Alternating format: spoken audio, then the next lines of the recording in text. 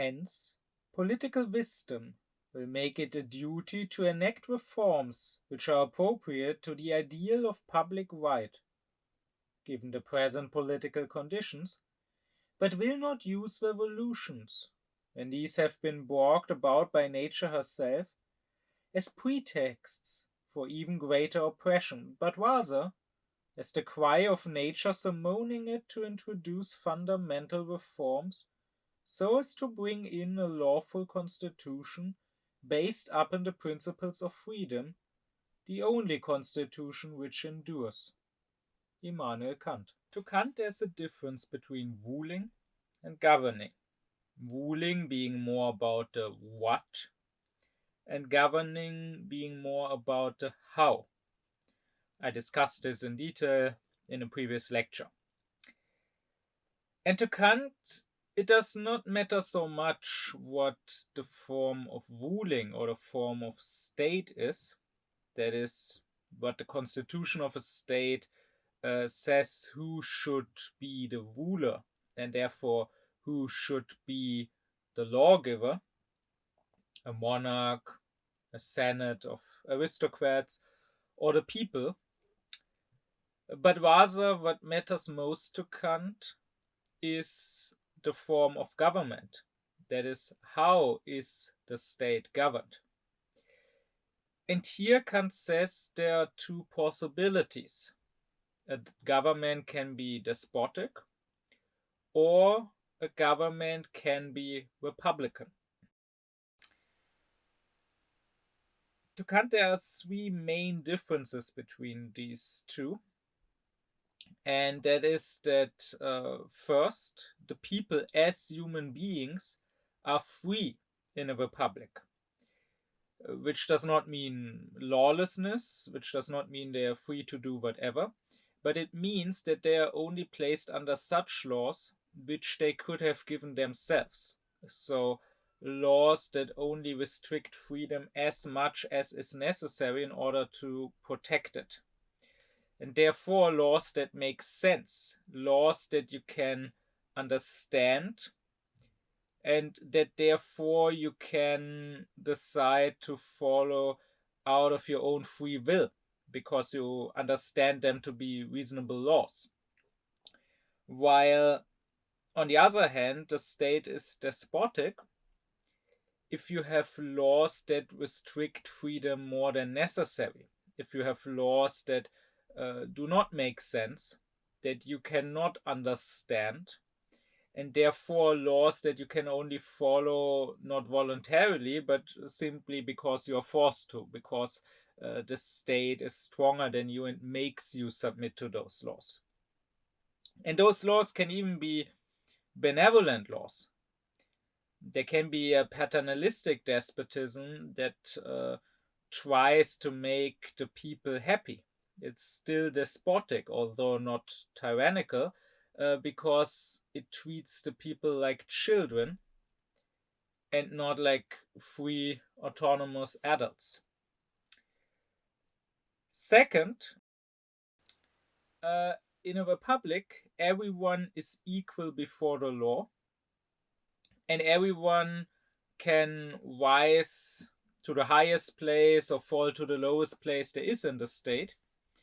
And everyone can force each other, but only through the law, because everyone is equally dependent on the law. So there are no lords, there are no masters in the state except the state itself. There's no nobility, no slaveholder class, no higher caste or whatever.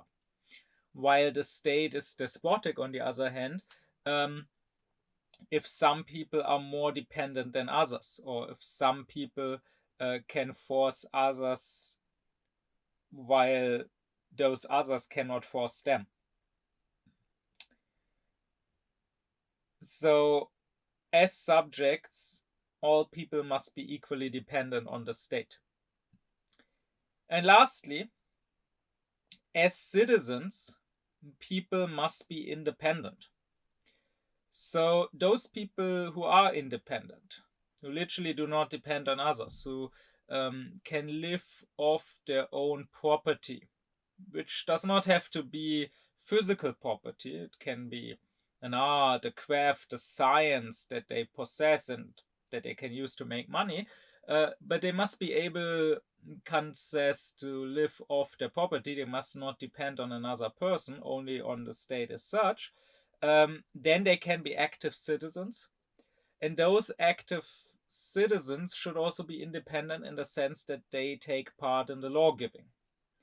They don't have to take part in it directly. It does not have to be a direct democracy. It can be, and Kant actually favored that, it can be a system of representation. But the laws should represent not a particular will of the lawgiver, of this or that group or party, but rather the law should represent the united, fraternally united will of the whole. So those would be the three criteria of the Republic. With the slogan of the French Revolution, you have liberty, equality, and fraternity. All of this I discussed in more detail in my lecture on the Republic and the despotism. Now, to Kant, what matters here especially is that we have separation of powers. And this too I already discussed in its own lecture. The separation of powers, especially between the legislative power, which belongs to the sovereign ruler, and the executive power, the government and the administration of the state, that is to ensure that the state does not turn despotic, that the state is republican. This is what Kant wanted for the state. And he wanted, if not the law-giving power, which is above the law because it gives the law, but the executive power to be under the law so that you can sue the government if it does wrong, if it does despotic acts, and so that you can actually hold the government accountable. This is what Kant wanted, but of course this is not what Kant had. He lived in an age of absolute monarchies. And even today, I talked about this in more detail in my lecture on republicanism and despotism. Even today, we might be somewhat closer to what Kant wanted in several Western states, at least. But we still don't have a republic in the sense of Kant. Which leads to the question how to get there, how to turn a despotic government into a more republican government. And Kant preferred transformation through reform. He preferred, even if it means a slower process, a reform actually undertaken by the government step by step. And what is necessary for this, according to him, is that we have freedom of speech, because freedom of speech allows us to criticize what is, to criticize the existing laws and constitution and so on. And it allows us to bring forth our ideas, our suggestions on how to improve things. And then they can spread, they can be taken up by others, and more people can support a certain improvement or a certain reform until the government is pushed to undertake it. This is the way Kant preferred. And this is what I discussed in my previous lecture on why we don't need philosopher kings, but just freedom of speech. But what if we don't have that? what if the state is so despotic that it doesn't even allow criticism, that it censors you if you try to criticize it? This seems to only leave us with one option, which is to revolt, to violently oppose the state, to start a revolution. And this is what I want to talk about here. Now, Kant did not favor discourse of revolution. I mean, I already said he favored the reform through criticism, through open discourse. And in case that is not possible, in case there's censorship, what Kant would suggest, if things are not too terrible, if the condition, the state is not absolutely unlivable, what he would suggest is just waiting, just accepting things as they are for now, living a quiet life as a good citizen, not necessarily actively supporting the regime, but not revolting against it, and just waiting for better times. Which is indeed what he himself did. I discussed that in more detail in my lecture on Kant's life. But Kant, for the largest part of his life, lived in Prussia under the rule of Frederick II, Frederick the Great, whom he applauded as a monarch that, while having the powers of a despotic ruler, governed in a somewhat republican manner, because he had lifted censorship, particularly in matters of religion, and allowed people to discuss it freely. But then, when Frederick II died, the next king of Prussia was Frederick William II, and with him, obscurantism came back. He was a more reactionary, more waving monarch, and he reinstated censorship. Kant himself got into trouble for his work on religion. And Kant did not rebel against it, but rather he promised the censors, in the name of his king, to not write on matters of religion again. And he didn't. He focused on other works for some years, until Frederick William II died, being replaced by Frederick William III, who was somewhat more liberal again. And then Kant resumed writing on religion, pointing out with a little bit of sophistry that he had given his promise in the name of the king, who now was dead. So now that there was a new king, he was not bound by it anymore. So this is what Kant himself did. Of course, that might not be what people will like to hear. If you live under despotism, if you live in a dictatorship, just keep your head down and wait for better times. So it's important to discuss what Kant had to say about the other option of starting a revolution. Now, Kant would say that a revolution will not bring to Aufklärung, enlightenment, and therefore probably not truly improve things, not truly improve humankind. But this I want to put aside here. This I will come back to when eventually I get to talk about this concept of Aufklärung. Here I want to focus on the matter of revolution from the perspective of the philosophy of right. And I don't want to talk about why it won't improve human beings. I just want to talk about why Kant insisted that a revolution is always an injustice.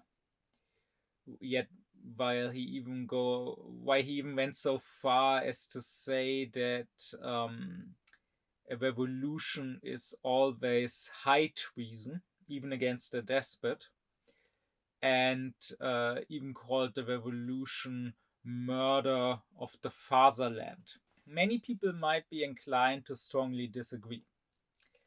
Nowadays, in a world in a Western world that largely traces itself back to the American and French revolutions, revolution has a somewhat positive connotation. And nowadays, most people take it as a given that you have a right to rebel against despotism and tyranny. And people would say that, of course, it was right, all the assassination attempts on Hitler, that, of course, they were justified. They would Kant really want to say that you are not allowed to oppose Hitler or what? Well, to that I will come back later in this lecture. But for now, let me give a general answer. Why? Why do people just take it for granted that you have a right to rebel, that you have a right to revolution? I would say that is not because such a right actually exists, according to reason. And it is not because such a right, even if it did exist, was so obvious, but rather it is because most people do not think in a philosophical manner. They don't ask reason, they just ask what they would like. And because most people actually don't care about what is right. They don't care about justice or injustice. What they care about is happiness. Let me remind you, I came back to this in many lectures. I first talked about it in my lecture on the imperatives, that according to Kant, all action has to follow one of two principles. There is the eleutheronymy, the free law giving, that is basically the principle of morality and of justice, or there is the eudaimonism, eudaimonia being happiness in ancient Greek. So it's the happiness principle. So Kant is saying, when you act, both in ethics but also in politics, your highest goal is either to do what is right, and you will do that even if it may harm you, even if it may mean sacrificing your own happiness, or your highest goal is attaining happiness, and you will do that even if it means doing something that is wrong, even if it means sacrificing the moral law. Now, there might be many situations where there's no conflict. There might be many situations where you can do both, do what is right, do no wrong, and still be happy. But in situations where conflict arises, you have to pick. And you cannot do both. You can only pick one of those two principles.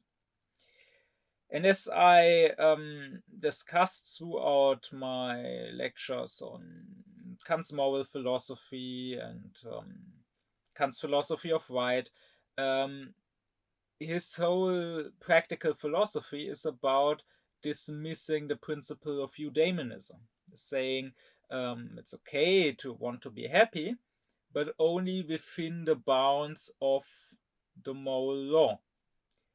You mustn't break the law for happiness. But most people actually do follow the principle of eudaimonism. Most people do it the other way around.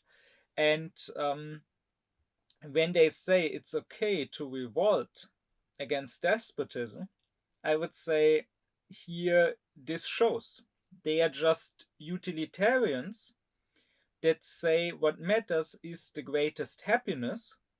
Now, the despotic or the tyrannical state makes the people unhappy, and so therefore it is okay to rebel against it in the name of the greater good. And those people don't ask whether this is right or not, whether reason agrees with this or not. But let me remind you what I said in the lecture on the Republic and on despotism, and what I briefly repeated at the start of this lecture. I said that a government, according to Kant, is despotic if it takes people's freedom away more than necessary, if it makes laws that restrict freedom. And I said that this is true even if those laws are benevolent laws. Kant says, and he's not the only one, this is what others also discovered in the 18th century and, of course, also beyond that, that when a government tries to make people happy, so when a government follows the principle of eudaimonism, it will necessarily turn despotic. Such a government will be a paternalistic government, treating the people like children that don't know what's good for themselves, and will try to force them to be happy. And if that is true, then you would have to say this is not just true for the government. If there are revolutionaries guided by this principle of eudaimonism, saying, well, people are unhappy in this state through revolution, through toppling the government, through establishing a better government, we will make them happier, they too are being paternalistic. They too treat the people at large. I mean, no revolution will ever be supported by everyone, by the whole people. They too treat the people at large like children that don't know what's good for themselves. And if you consider this, then it's no surprise that very often such revolutions end up installing a new form of despotism. I mean, think of the French Revolution with the Committee of Public Safety or Public Welfare. Think of the communist revolutions, like think of the Soviet Union. If those revolutionaries are guided not by the question what is right, what is just, but by the principle of eudaimonism, by wanting to make people happy, then of course it makes sense that the governments they create after the revolution will be guided by the same principle. But a government guided by such a principle, trying to force happiness on the people, will be a despotic government. If you ask whether a revolution is just or not, you can use the experiment of reason, as Kant calls it, which he proposes for finding out whether an action, whether a maxim, a principle of action is just or not. I discussed this in my lecture on what is justice. And it is what Kant calls the maxim of publicity. He says that you just have to ask yourself, what I plan to do here, could it be made public? And if that would defeat the purpose, if I would foil my own plans by making them public, then they are unjust. because justice is about publicity. Justice should be that on which everyone can agree, because justice is about giving each his own, while injustice is about not giving someone what is his due, rather taking from someone what is his, harming someone. And of course, that is something that someone who's harmed could never agree to, and therefore it mustn't be made public. So with any action, you can just ask yourself, what would happen if it became public? So if you try to poison someone's food to murder him, well, if you made that publicly known, particularly to that person himself, he would not eat that food anymore, and so you would not be able to murder him anymore. Or if you are trying to steal someone's purse from his pocket in a crowd, if you let him know that, then that will probably prevent you from doing it. So that's how you can know that these things are unjust actions, Kant would say. But if we apply this principle, this maxim of publicity, then it should become immediately clear that a revolution or a revolt, a coup, an assassination attempt, murder of the tyrant, whatever, cannot stand becoming public. I mean, if you were to be part of a circle of conspirators, you have to have secrecy, right? If you were to make it public, yes, we are planning to overthrow the government, then the government would probably take action against you, and therefore you would have foiled your own plan. And I think this is something that no one can disagree with. No one can disagree that overthrowing the government is not a maxim, is not an aim that can stand publicity and still work, but rather it is something that defeats itself if it makes itself public. But I do not expect that will necessarily convince people that overthrowing a government is always an injustice.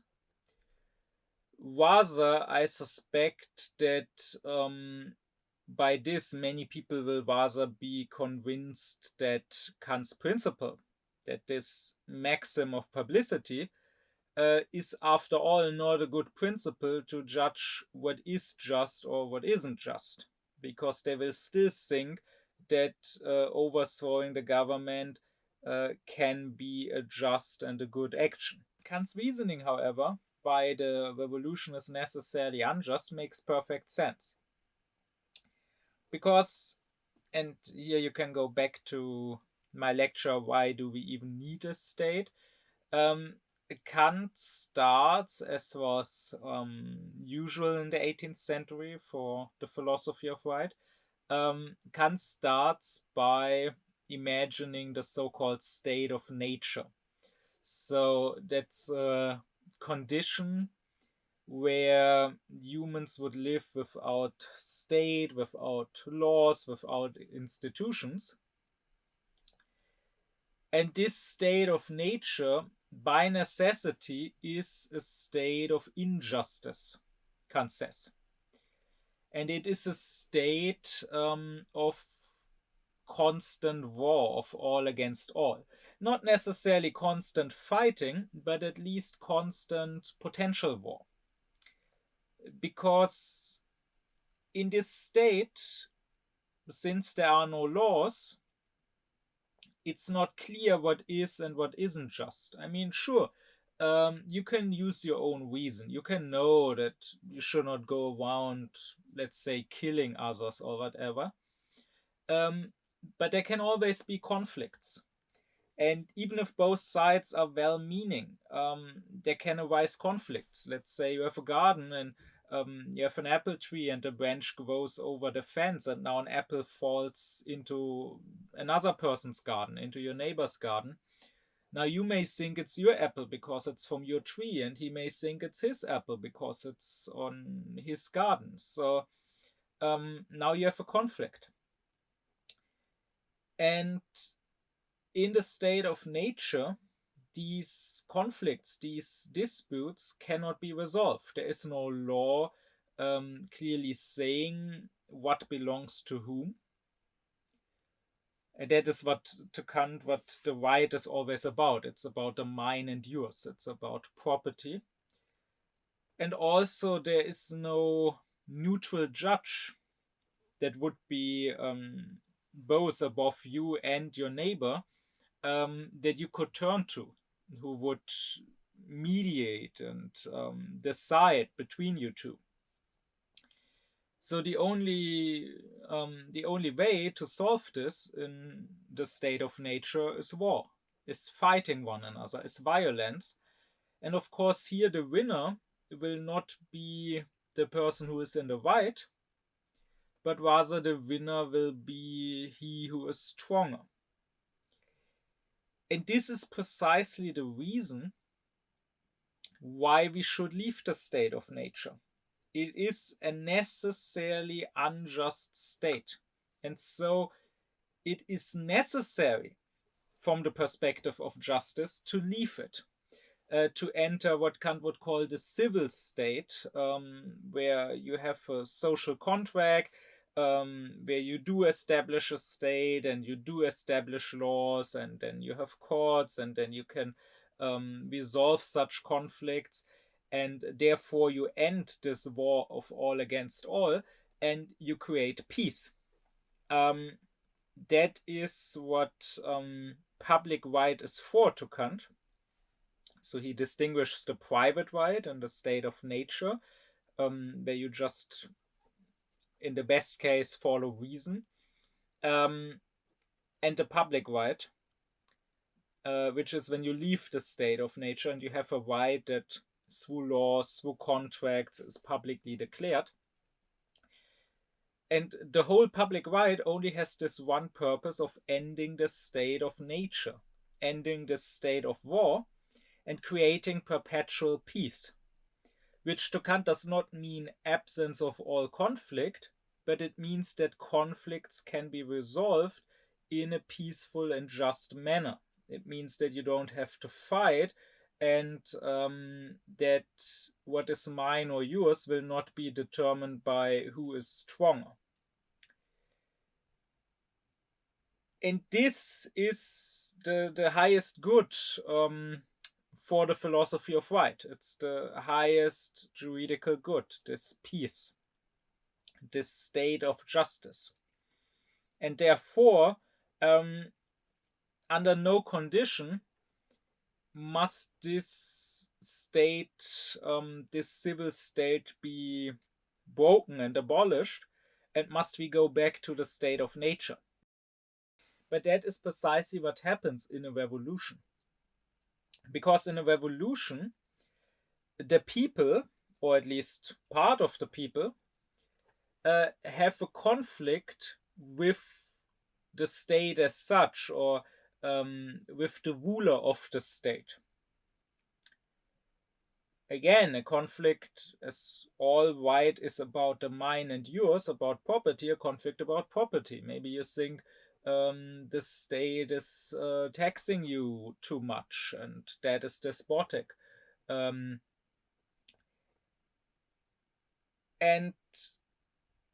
in this case, Kant would say, there cannot be a judge, however. Because, let me remind you of the second principle of the Republic. Again, in detail, I discussed it in the lecture on the Republic. But the second principle was that everyone who is subject of the state must equally be a subject of the state, must equally depend on the state, and must be able to force each other through the state. Never directly, that's what we do in the state of nature, but through the state, right? So if I made a contract with someone, but he ended up breaking the contract, not giving me what he promised through the contract, then I cannot force him directly. I cannot go to his house and steal from him to recompensate myself, but I can force him through the courts. I can sue him. And even if I'm a lowly beggar and he's a minister in the state, I can still sue him. I can still force him through the state. That's what the second principle of the Republic, equality before the law, equal dependence of the subjects on the state, means. However, excluded here is the sovereign, is the lawgiver, which in monarchy would be the king, in aristocracy would be the Senate, in democracy would be the people as such. The lawgiver, precisely because he gives the laws according to which everyone is just and through which everyone can be forced, the lawgiver as such is above the law. He determines what is and isn't just. And so therefore his own actions, the laws he gives, cannot simply be judged to be unjust. I mean, by what standard would you judge them? You would have to have a higher law by which to judge them. But then the lawgiver who gave that higher law would be above the law and could not be judged. So, for that reason, the lawgiver, the sovereign as such, cannot be subject to the laws, cannot depend on the state. And I discussed this in more detail in my lecture on sovereignty and the separation of powers, by the way. And for this very reason, Kant would say, when you have a conflict with this lawgiver, there is no judge to turn to, because the lawgiver is sovereign, which literally comes from the Latin superanus, above everything. So he is, as Kant says, the overlord in the state. And if he had to submit to some judge, then that judge would be the true sovereign, the true overlord. And then he, because he would have no judge above him, would be the one who cannot be judged. But this means that if you have a conflict with the sovereign himself, not with someone within the state, this cannot be resolved through the laws, through courts. Rather, if you now rebel, if you now start a revolution, you are essentially fighting a war, right? That is what a revolution is, a war between the people and the state, or the ruler of the state.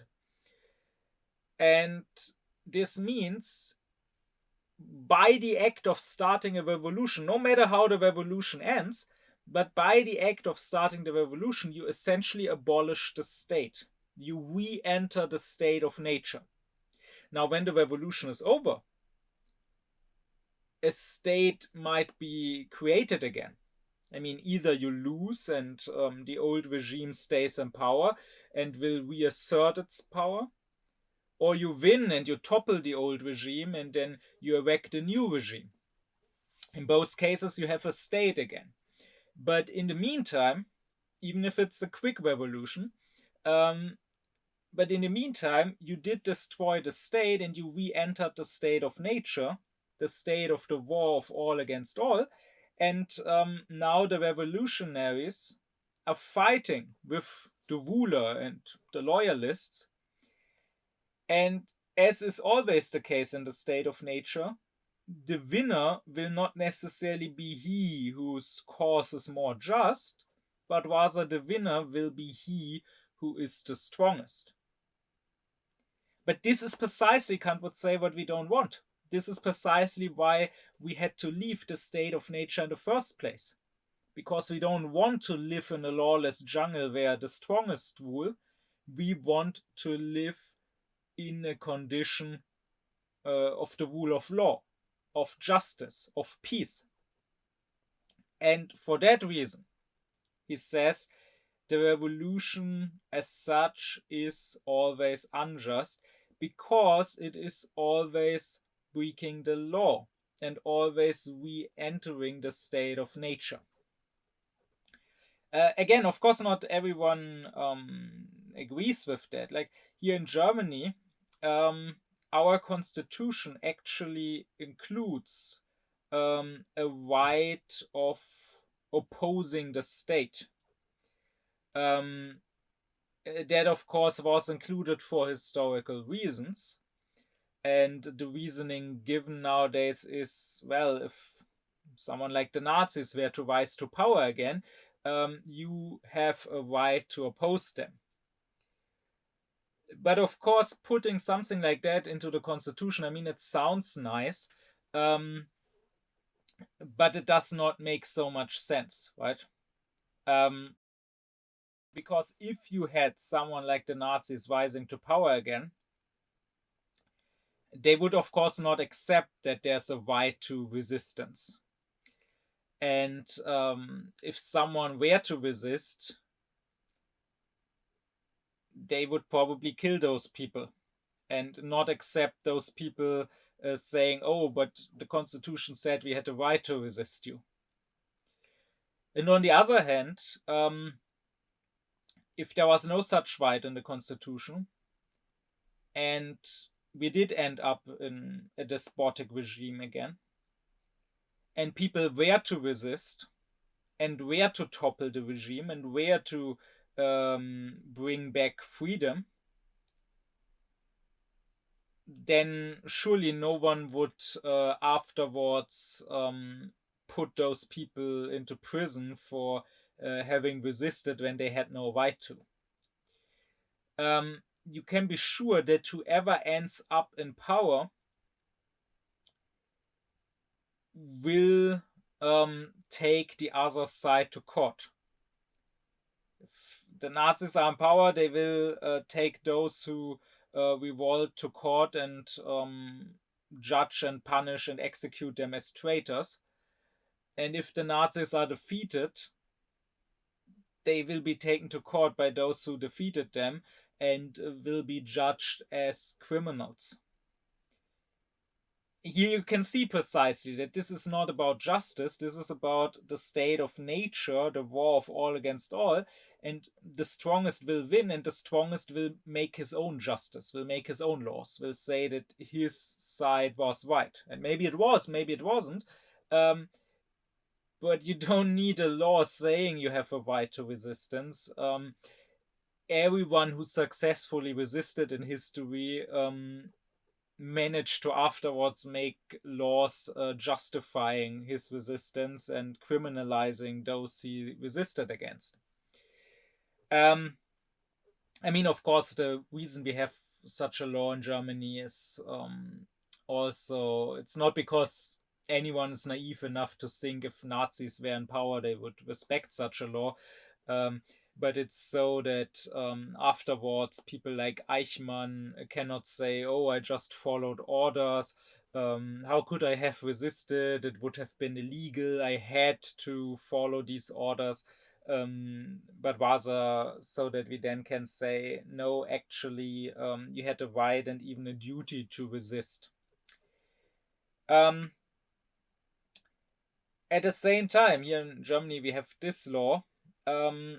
In the US, you have, of course, lots of people that have a fetish for guns and that are obsessed with their Second Amendment, their right to own their own guns.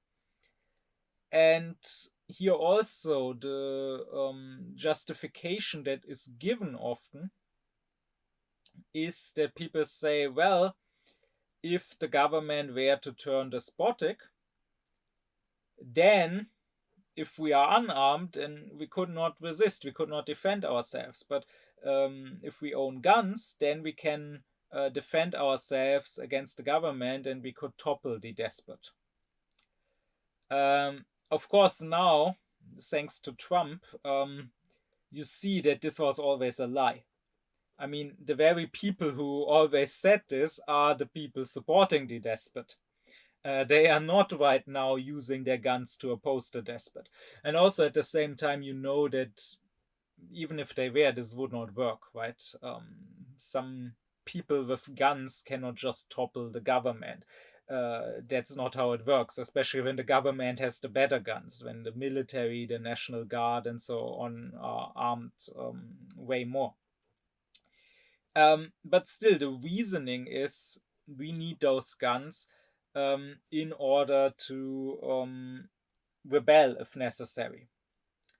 And mind you, here in Germany, we do have this constitutional right to resist, but there's no right to private gun ownership. I mean, some with very heavy restrictions, some people like hunters can own guns, but in general, people here don't own guns. This, of course, makes no sense. I mean, rightfully, the Americans could criticize this and say, well, how can you have a right to resistance, but not a right to own the tools you would need to resist? And they're right, that's inconsistent. On the other hand, with Kant, we can say to such Americans, you're right, if you had a right to resist, you would have a right to own guns. But you do, in fact, not have a right to resist. And therefore, you also don't need your guns. Therefore, this the whole justification you give for why you need to have a Second Amendment is void. And as a side note, I would say that Kant's philosophy of right actually can be helpful in better understanding this American mentality. Because it's not just about the guns, right? It runs deeper. There is this, let's say, American anti-etatism, this American distrust of the state. Now, you can, of course, try to explain this historically. You can point out that the United States were founded through a revolt against the state, which was judged to be despotic. And this was, of course, by the laws that existed back then, illegal. And this was, of course, a breach of the civil state as such. This was, of course, taking people for a time into the state of nature. And if it had not been successful, the American War of Independence, then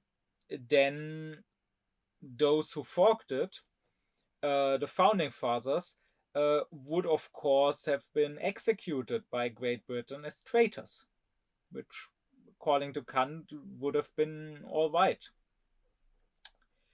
But they were successful, they revolted successfully against their state, but this left the American people with this distrust towards the state because they were burst through a revolt against state despotism. There's always this suspicion that the state could turn despotic again, and another such revolt could be necessary. Add to this that many people that came to America were fleeing from the state in Europe, where, for example, small Protestant sects that had been persecuted in Europe. Add to this that for a long time in large parts of the US at the frontier, people were on their own. People were somewhat fending for themselves, defending themselves, not so much depending on the state and on the state's protection. Add to that the decades of the Cold War and the anti-communist propaganda. And of course, to the average American, communism means having a state. And the state doing something, right? Like there are these people that will claim that Europe is socialist because we have health insurance. But no matter the origins of this mentality, the mentality as such is this distrust towards the state. And Kant distinguishes these two types of freedom. I discussed that in more detail in my lecture on what is freedom. The wild or savage freedom, which is completely lawless, completely unrestricted, which is the freedom that you have in the state of nature. And then there is the civilized freedom, the freedom under the law. Of course, there can also be a law that is despotic, that takes away your freedom. But the freedom under the law is when you have a law that actually protects freedom. Because the paradoxical thing is that the wild freedom, where you can really do anything, destroys itself, right? If there's not even a law prohibiting murder, well, then you're free to murder people, but they are also free to murder you, and you will probably not stay free for long, right? So it's good to take some freedom away, because that actually ensures that freedom will remain. And Kant says if people that live under the wild, under the savage freedom, are offered the law, a rational law, if you attempt to bring them under a law that would restrict their freedom, but only to protect it and secure it, and they then oppose that irrationally, they would rather keep their savage freedom, even though it destroys itself, then they are barbarian. This is basically one definition of the barbarian Kant gives. The barbarian is what the savage turns into when he starts resisting civilization. If he's just being uncivilized, he's just a savage. But the moment civilization is offered him and he actively resists it, he is a barbarian. So you could say that there is this barbarism in the US. Of course, not just in the US. I mean, to some degree, it's everywhere. Kant also says this, and I discussed it in previous lectures, like my lecture on why we need a state, my lecture on justice. But in the US, very much so, there is this mentality of wanting to keep your wild, your savage freedom, not wanting any restrictions of the freedom, no matter how rational, no matter how necessary to secure freedom. And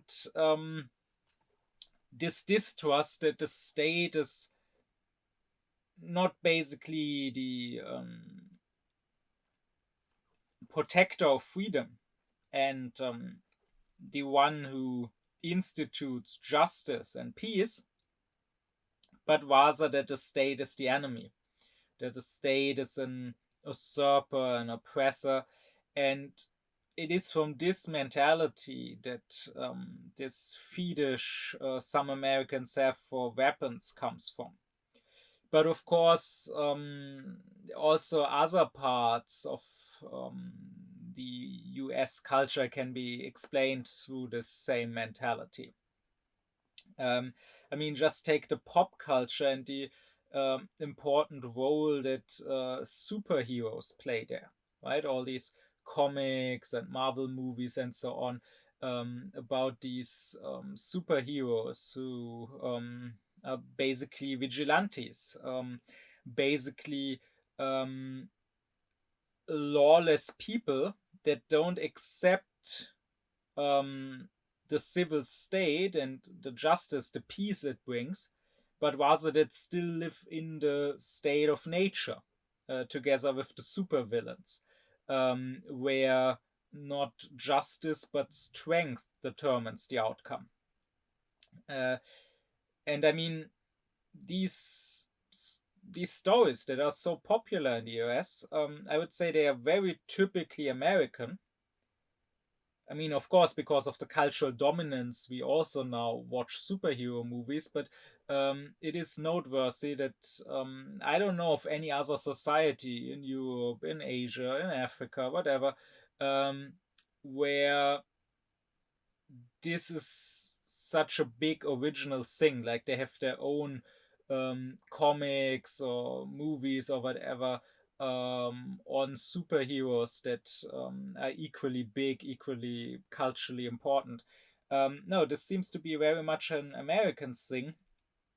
And behind it is this idea that the state is not enough, that there are things, there are threats that the state cannot deal with, the state cannot ensure peace or justice, but rather it needs strong, independent, righteous individuals, heroes, who will take matters in their own hands. And this is also what we should keep in mind, this mentality, when analyzing Trump and the MAGA movement. Because now this often gets called fascism, because people will call everything that is far right fascist, but I would claim that there are different types of far right. Far right is not just a synonym for fascist. And I'm not saying there are no fascist elements there. I'm not saying this could not lead to fascism. But I am saying that right now it's not simply fascism. Because fascism is about what the Nazis called Gleichschaltung, coordination or synchronization, making everyone the same, making everyone submit to the whole, to something higher than himself, to which he will submit himself, making everyone march in lockstep. And this sort of collectivism is very much the opposite to this American hyper individualism. And it is not what large parts of the MAGA movement want or what Trump promises them. He's not saying, I'm gonna be your big leader, your Führer, and you're all gonna follow me in lockstep, but rather he is saying, look at me. I do whatever I want. I break the rules. I don't care for the laws. I don't even care for decency, for decorum. And you can be like me. Maybe on a smaller scale, but you can be like me. You can just not care. You can just say fuck you to everyone and do whatever you want. So what he's promising is exactly bringing back the state of nature, right? Like destroying the state, as he started together with Musk after he was re-elected. And so this is not fascism. This is just the typical American liberalism on steroids. This is just the logical consequence of this liberalism or libertarianism.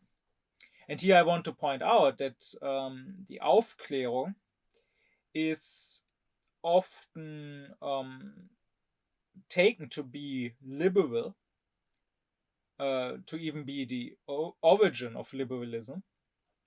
But that is just because people don't distinguish between actual Aufklärung and Ausklärung, masquerading as Aufklärung, so between enlightenment and entwilightment.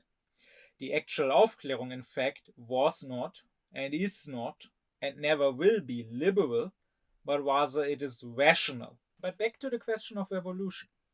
People sympathizing with revolutions will, of course, only think of whatever they think is a bad government or a bad ruler being toppled. Like they will say, oh, but the Nazi regime, wouldn't it have been good to start a revolution against them?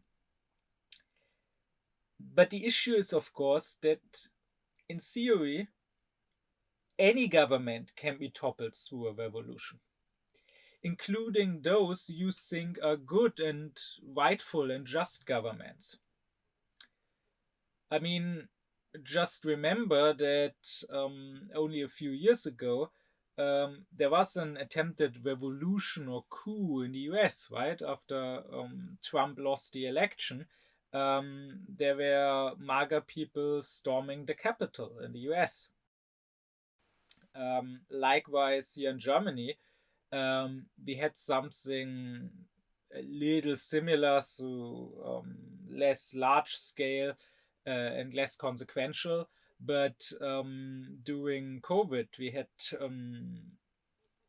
protesters, anti-lockdown, anti-vaxxer protesters in front of the parliament, and a few of them tried storming the parliament building. They were stopped at the entrance, didn't do any harm, but still. And also here in Germany, not so long ago, we had some Reichsbürger.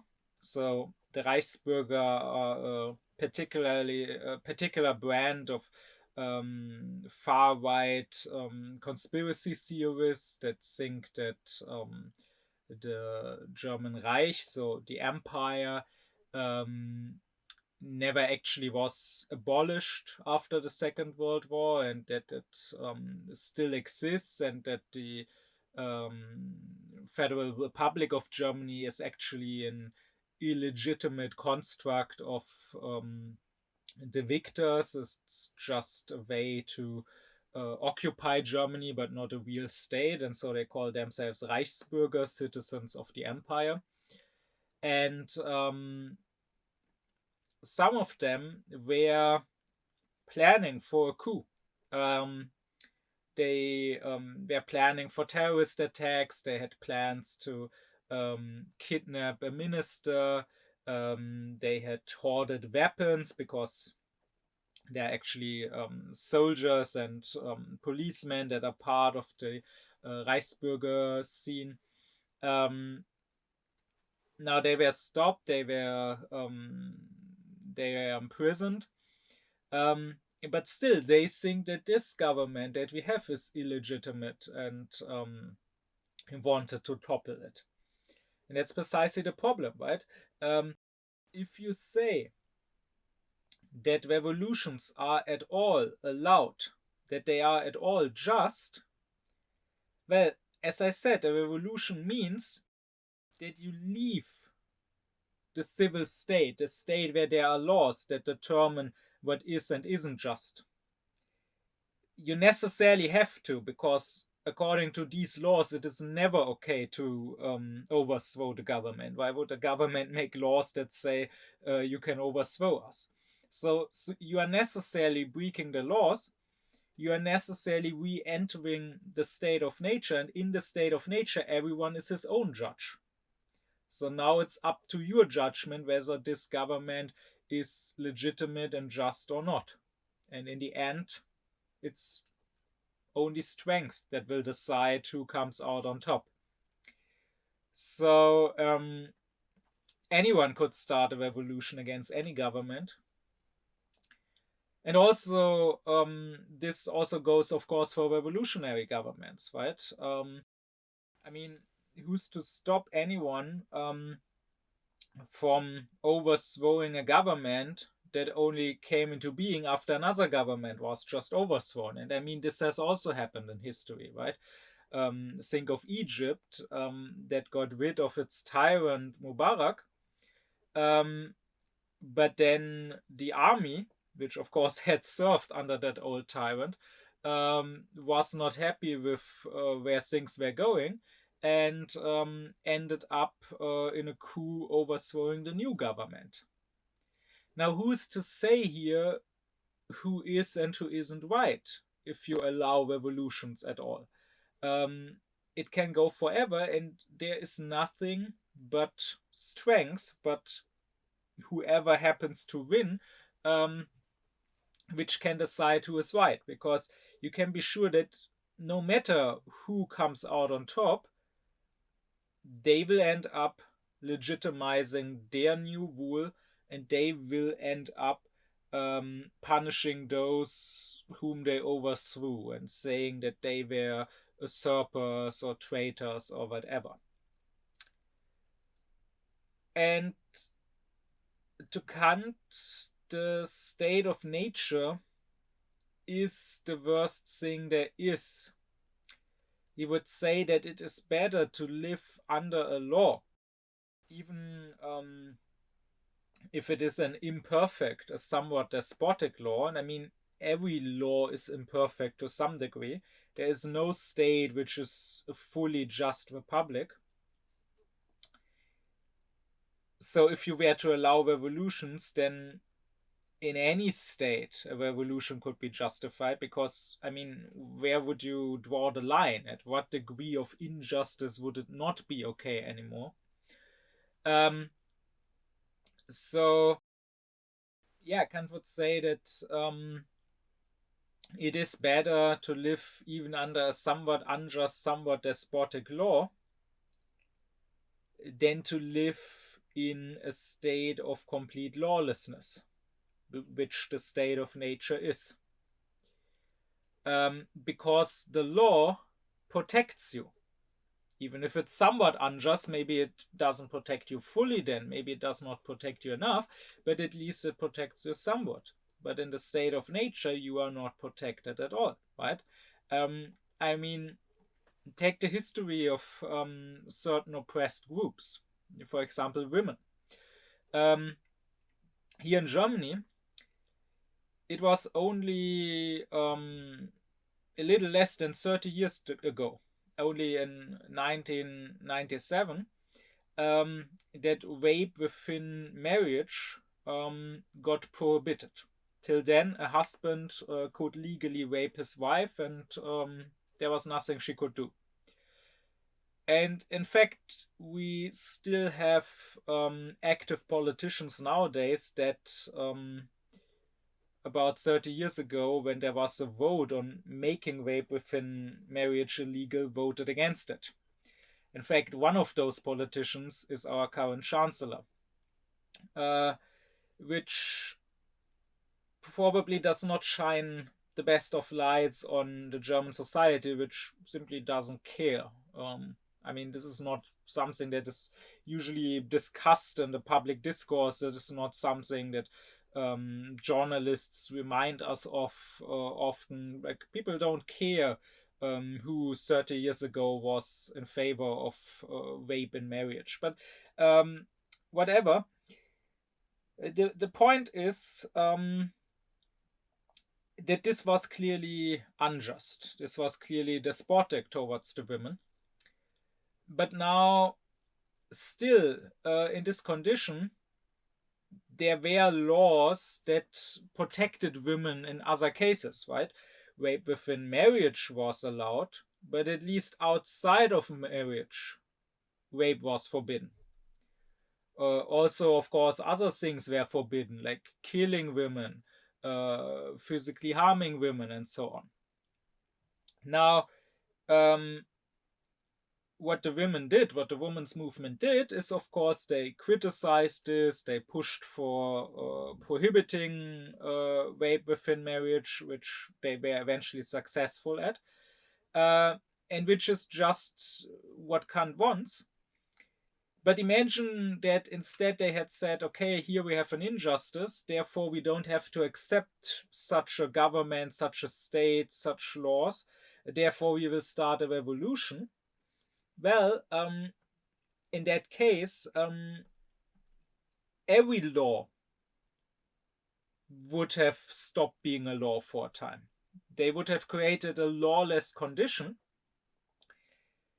And now, not only rape within marriage would have been possible, but it would have been possible for people, if they happen to be stronger, to do to women, and of course also to everyone else, whatever crimes they want to do to them.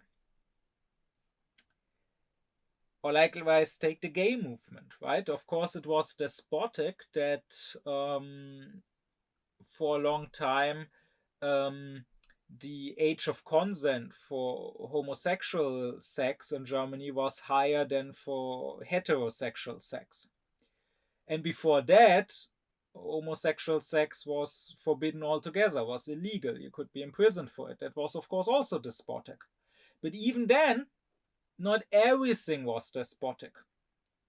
Gay people, if they were not caught having sex, just like everyone else, could not just be stolen from or could not just be murdered.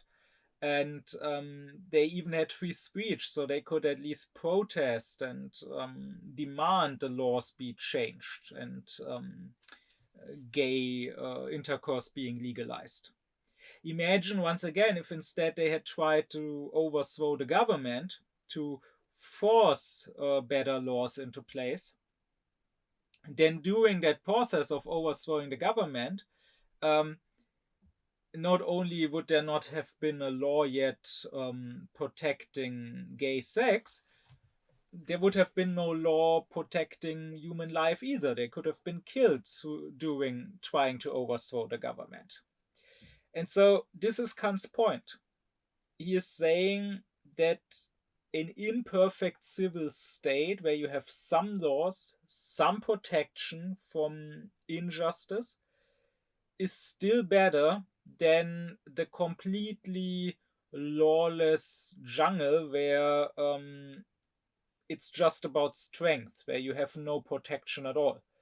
And this is precisely where a revolution leads you to, at least for a short time. And so Kant's position is, if you overthrow a despot or a tyrant,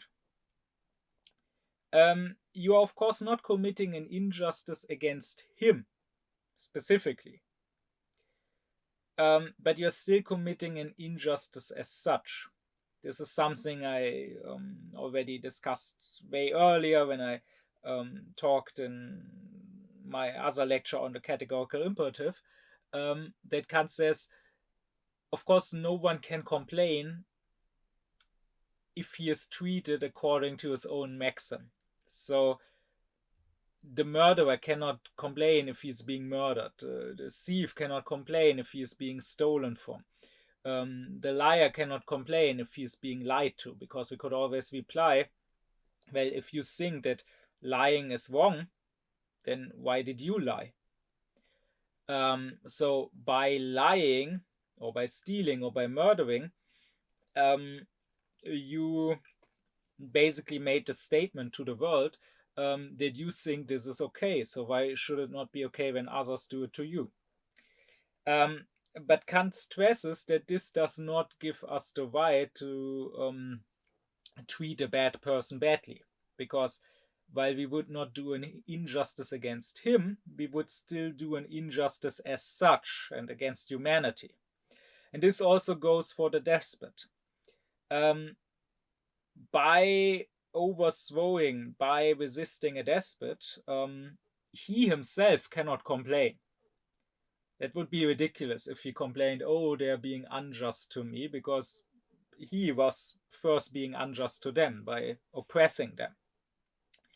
But you are committing an injustice as such, Kant would say, because you are destroying justice as such. You are destroying the state for everyone, not just for the despot. And you are forcing people back into the state of nature, which by the very definition is the state of injustice. And many people might not see this, might not recognize that this is necessarily what happens during a revolution. But here it is important to think as a philosopher, and that means thinking in principles, not empirically. So not asking, okay, what did happen in this or that revolution?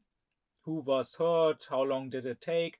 But rather reason, as I explained in my lecture on what is reason. Reason is the faculty of principles, Kant says. So thinking rationally means thinking from a principle. And in principle, a revolution destroys the old state, throws people back into the state of nature, And then whoever comes out on top creates a new state. Empirically, in the sensual world, in some cases, this might go very fast. I mean, maybe you have a coup where people are storming the palace of the tyrant, and they immediately defeat him and kill him, and then with tyrant's blood still on their hands, they proclaim the new government.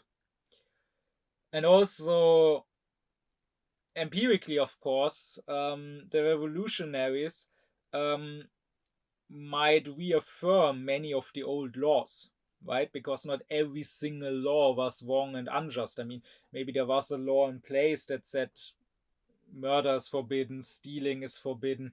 They will then keep those laws.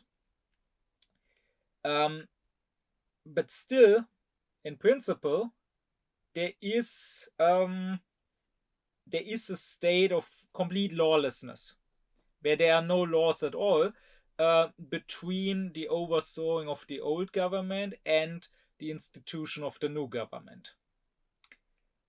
And you cannot really know how things will turn out, right? I mean, it is possible that the new revolutionary government will turn despotic again, will maybe turn out to be even worse than the one that was overthrown, like happened in France, or like happened later in Muscovy. Or it may be that the revolutionaries, after having defeated the old government, will turn on one another because they disagree on who should rule now or what the new government should look like. Or it may be that they don't manage to overthrow the old government, but the old government also doesn't manage to defeat them, and that the whole country is thrown into a violent civil war where everyone can now murder and rape and loot and so on. I mean, just think of Syria.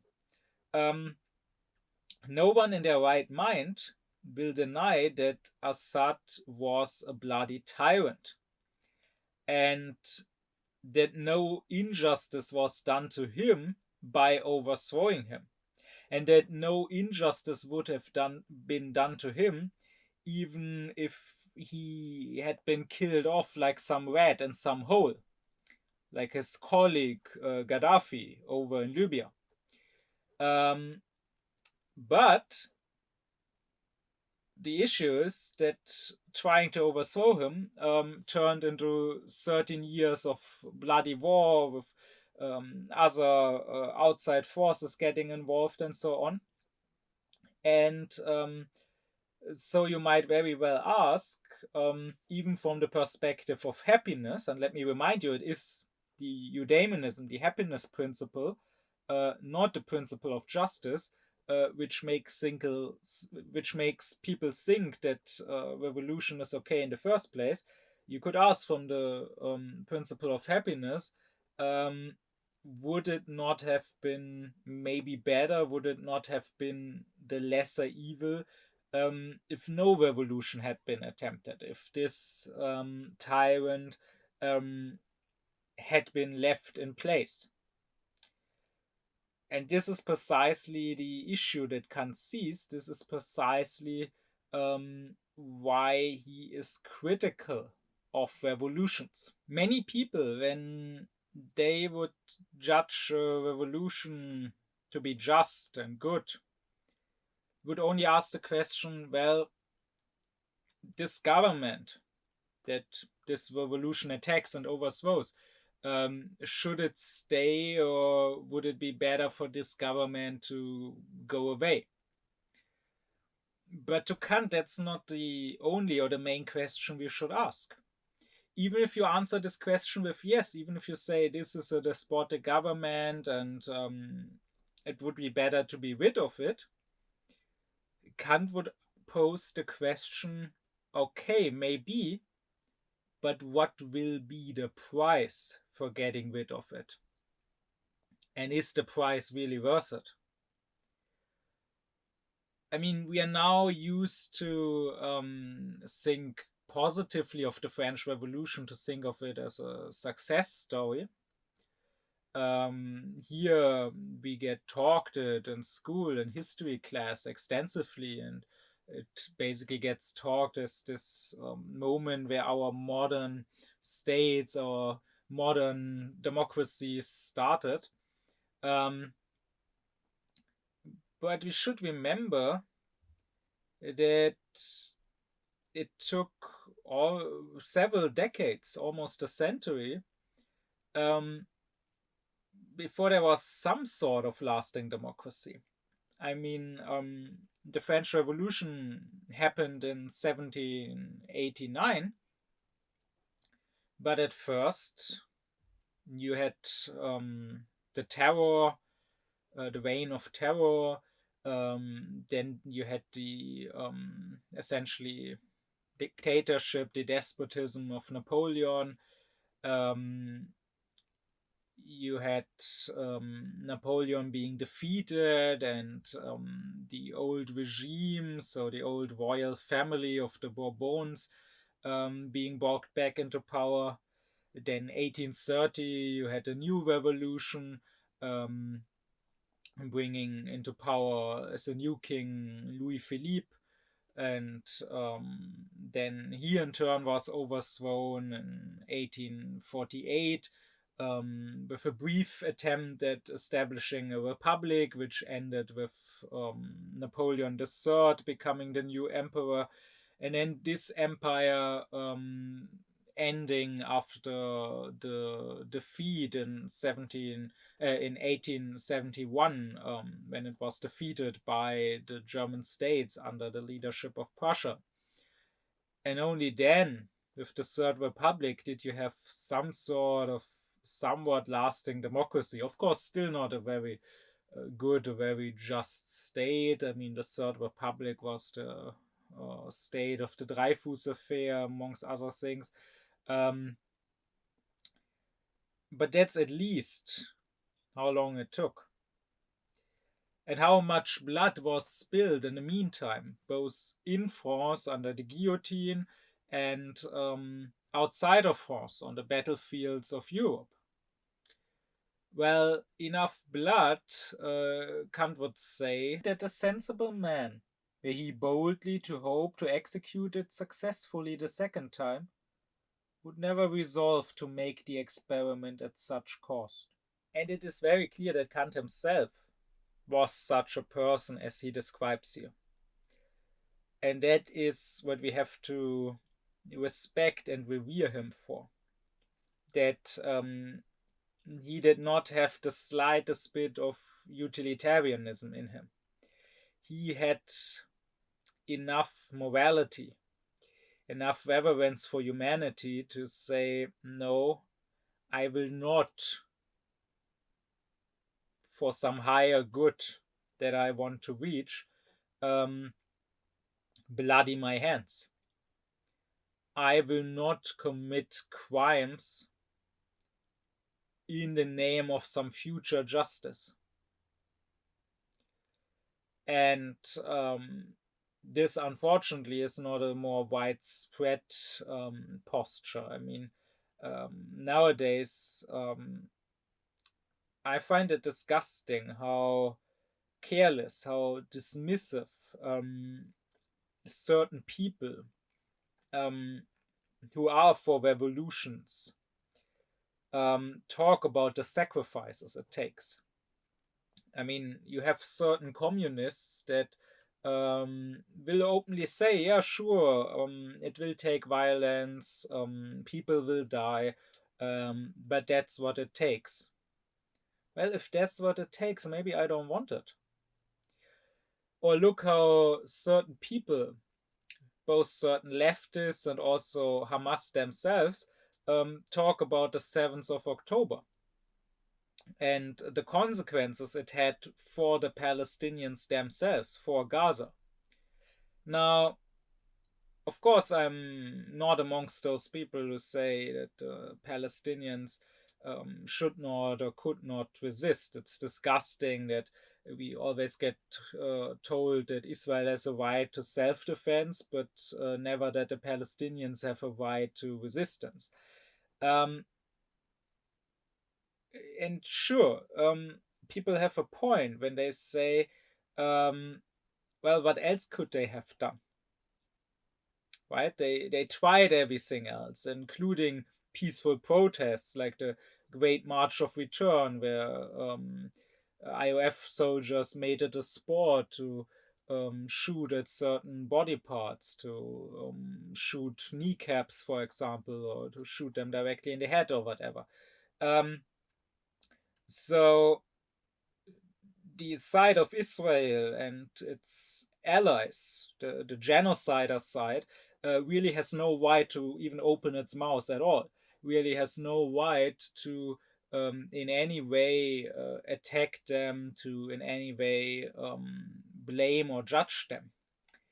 But still, when I hear people talking so carelessly about the consequence of genocide, saying stuff like, oh yeah, that's what it takes, the fight for freedom requires sacrifices. Well, tens of thousands of children were sacrificed.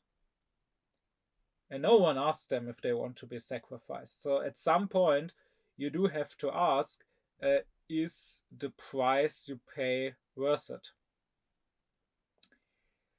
And everyone who is in favor of revolutions, who will say revolutions are just and justified against despotism, I would dare to tell me of the successful revolutions. Of course, I'm not talking here about failed ones. It would be unfair to judge those because we cannot know how things would have turned out if things would really have improved if those revolutions had been successful. But tell me of the successful revolutions that did manage to overthrow the old government, where things actually became better and more just afterwards, instead of just one despotism being replaced with another, possibly a worse one. I'm not saying there are no success stories at all. I mean, I live in Germany, and Eastern Germany did have a peaceful revolution, toppling the despotic government, and it turned out somewhat all right. I mean, there's lots that could be said here. It's probably not a regular case because we don't know how things would have turned out if the state had stayed independent and if they themselves had to have would have had to erect a new government. I mean, the state was almost immediately taken over by another already functioning state. And also, there's a lot to criticize here, of course. I mean, Eastern Germany was effectively colonized. What economy they had was destroyed, they were taken over. I mean, even to this day, you will not find many editors in chief or many leading politicians or leading professors or leading CEOs in Germany that are from East Germany, including in East Germany itself. Like the people in charge there are mostly Westerners. And then, of course, many East Germans by now have completely turned against the state that overtook them. Many of them are now voting for the far right. So there would be a lot that could be said here. But still, we can say, okay, that revolution was successful. It did not lead to new tyranny, at least. Likewise, of course, the revolution of dignity in Ukraine in 2014 was a peaceful and successful revolution largely. And the Ukrainians are certainly commendable. Ever since their independence, they constantly have fought for more freedom, for more justice, for more republicanism, for integrating with Europe. which is also not only why I have such respect for them, but why I so deeply despise anyone who would attack these Ukrainian people and who goes for these conspiracy theories that, it's all just a coup of the CIA, and in fact, the bloody aggressor and tyrant Putin is in the right. It says a lot about a person if that person is against the revolution of dignity of all things. What it says about him is that he must be an enemy of human dignity. But even so, you can maybe name one or two examples. If you really think about all these successful revolutions, a lot of them did not have such good results. I mean, I already mentioned the French Revolution that very quickly led to the Reign of Terror. You can also think of the revolution in Muscovy that first led to civil war between the red and white armies, and then later to Stalin's totalitarian regime. Or likewise, you can think of the revolution in Iran, which sure managed to overthrow the Shah, who certainly was a terrible despot. But then it led to the new despotism, the clerical despotism of the mullahs. And more recently, you had the so-called Arab Spring, which did not lead to such good results either, right? I mean, either it led to many years of bloody civil war, like in Syria, or like in Egypt. It did manage to mostly peacefully and with not so much blood spilled overthrow the despot. But now you have a new despotism that is worse than the one that was overthrown. So, all in all, I think the number of successful revolutions, in the sense that they were somewhat peaceful and that things actually became somewhat better afterwards, is quite little, which should maybe make us, as Kant was, more careful about revolutions. I will point out that all of this is not simply Kant's individual opinion, but rather this is the position of philosophy as such. It's not just Kant who rather accepted the Prussian despotism under Frederick William II and chose not to write on religion for a time, because while he did think that this was wrong, that there should be no censorship, he also thought that resisting the state, resisting the laws would be even more wrong. Because, yes, there should be no censorship, but there also shouldn't be a state of nature where everyone is his own judge and his own lawgiver and only does whatever he wants and whatever he deems right, because where would that get us? No, it's not just Kant. I mean, you can go back to the very beginning of the history of philosophy, to Socrates, right? Who was executed by Athens, was made to drink poison, and his friends urged him to flee to save his life. But his position was that while his execution was unjust, having a state, having a government, having laws as such is just, and acting against those, creating a state of chaos and anarchy where everyone is his own judge would be even more unjust. And so, in a way, he sacrificed himself for the law. And you would have to be very unphilosophical You would have to be very selfish and only driven by your sensual self-interest to not consider that a very sublime deed. Which is not to say that it is the highest deed that could be done, but still it is something that merits some respect. So I do want to stress that Kant's position towards revolutions is complex. It's not as simple as just, Kant was against revolutions. For one, not everything that we would call a revolution, Kant called a revolution.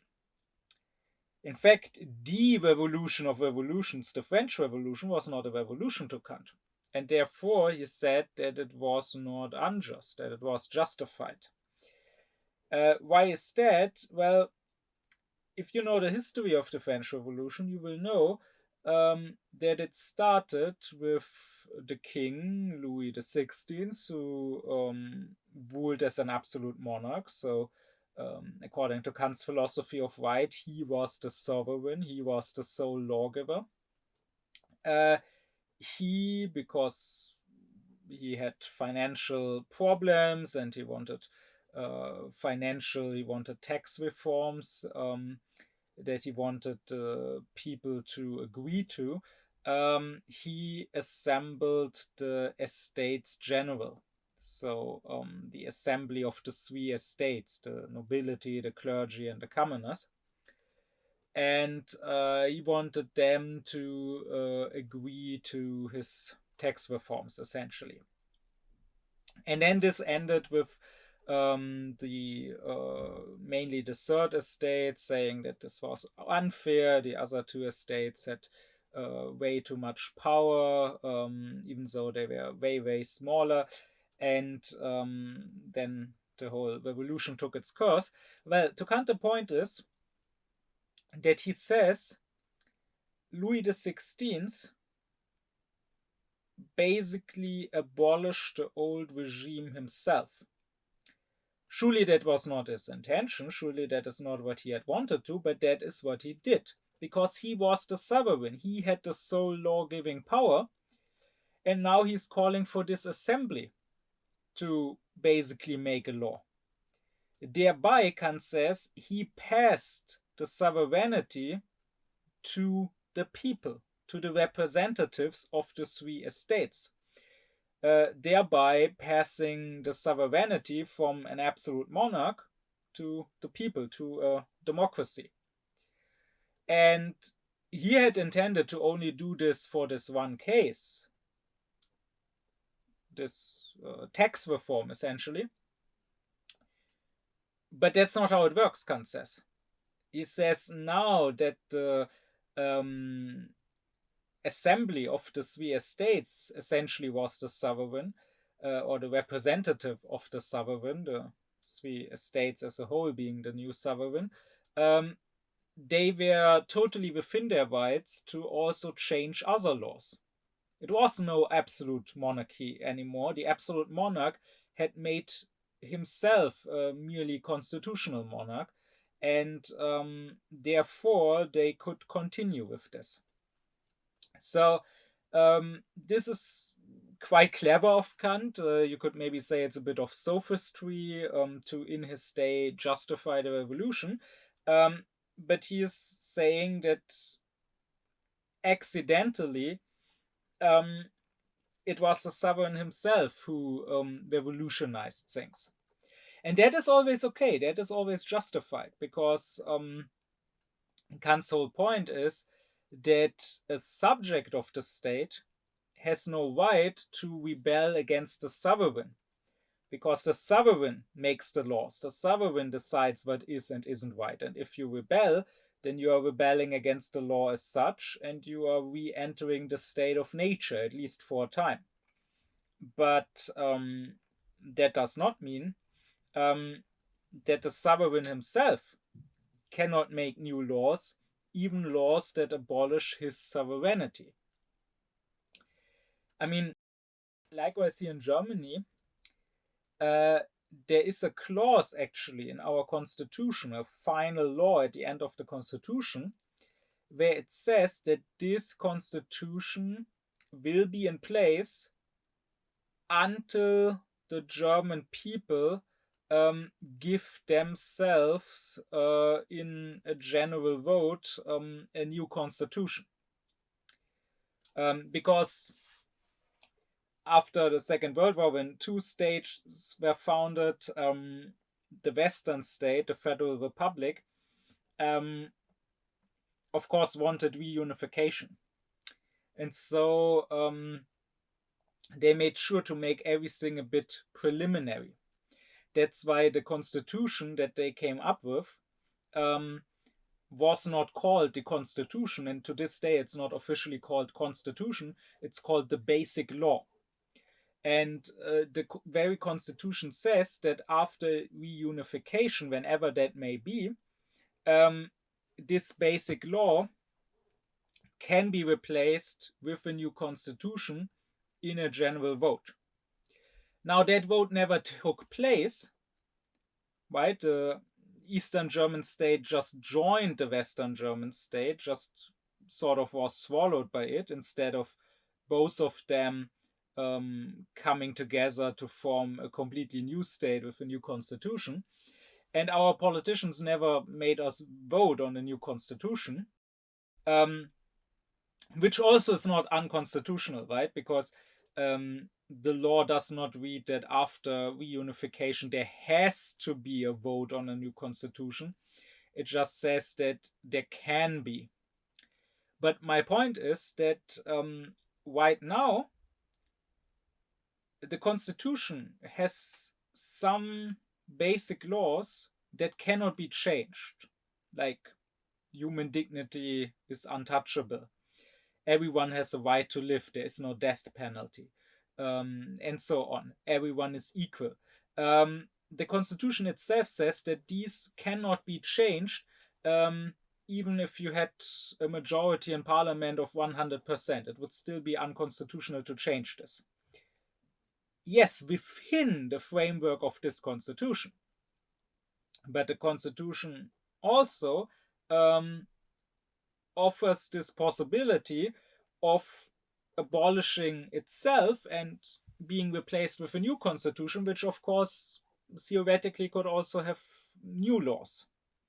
And that would not be unconstitutional. That would not be a revolution, right? But rather that would be the sovereign power of the state deciding itself to give up its sovereignty.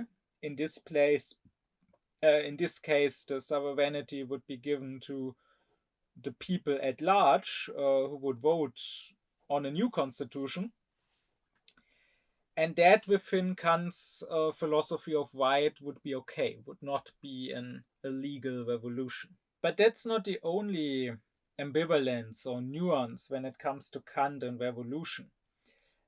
It's not just that in a specific case, like in the case of France, he says technically this was not a revolution and therefore it was okay because the sovereign passed on his own sovereign power, made somebody else sovereign.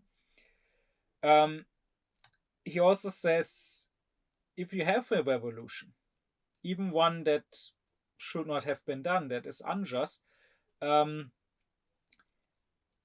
once that it started, you should see it through and you should not fight it. He says at some point that the Republic, in the process of becoming, is like Pandora's box. It is full of evils that come out when you open it, but at the very bottom of the box lies hope. And so Kant says, opening the lid of the box is a sacrilege that brings a lot of evil and terror upon the world and therefore should not have been done. So likewise, when you live in a despotic state, starting the process of this state becoming a republic starting a revolution is like opening the lid, and it unleashes all sorts of evils and terrors upon the people. But while the sacrilege of opening Pandora's box maybe should not have been done, once it was done and the evils were out there in the world, it would have been an even more terrible sacrilege to close the lid on hope, to not let hope out. And likewise, once a revolution is started, once the despotic state starts turning into a republic, no matter how much it may cost, it would be an even more terrible crime than starting the revolution was, to just stop it, to just be a reactionary that brings back the old regime.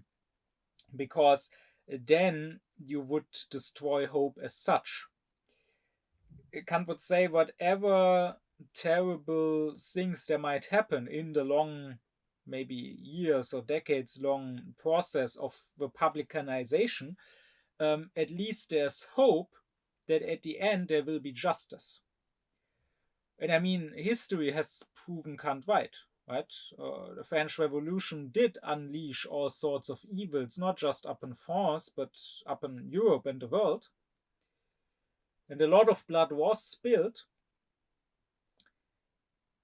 But during the whole time, even during the worst reign of terror, there was always the hope that this would lead to something truly better, which gave many people, including Kant, such an enthusiasm for this revolution. Of course, someone could see sense in all I said, but still feel uneasy when he hears Kant say or read Kant write things like he who cares more about the right of humanity than about his own private welfare will, even under tyranny, not resist, but rather accept it, because silent obedience and patience will only contradict your own subjective purpose, which is your happiness, but resistance would contradict the objective purpose of reason, which is the right, the law. And therefore, if this maxim became a universal law, and that's of course what the categorical imperative always asks us, right? I discussed that in its own lecture. We should always ask, can my maxim become a universal law? The maxim of resistance, since it contradicts the purpose of reason, since it contradicts the right, turned into a universal law, would contradict itself, right? If it was a law that everyone always resisted, always revolted against the state, whenever he is discontent with anything, then that would destroy the state and therefore the right, therefore justice as such, and then we would have even more reason to be discontent. So that maxim would destroy itself. People, even if they don't have a rational argument against it, might feel uneasy with this, because they will still think, but is Kant here preaching that we should always follow the law no matter how unjust it is? Is he preaching that even the Nazi regime should have been followed?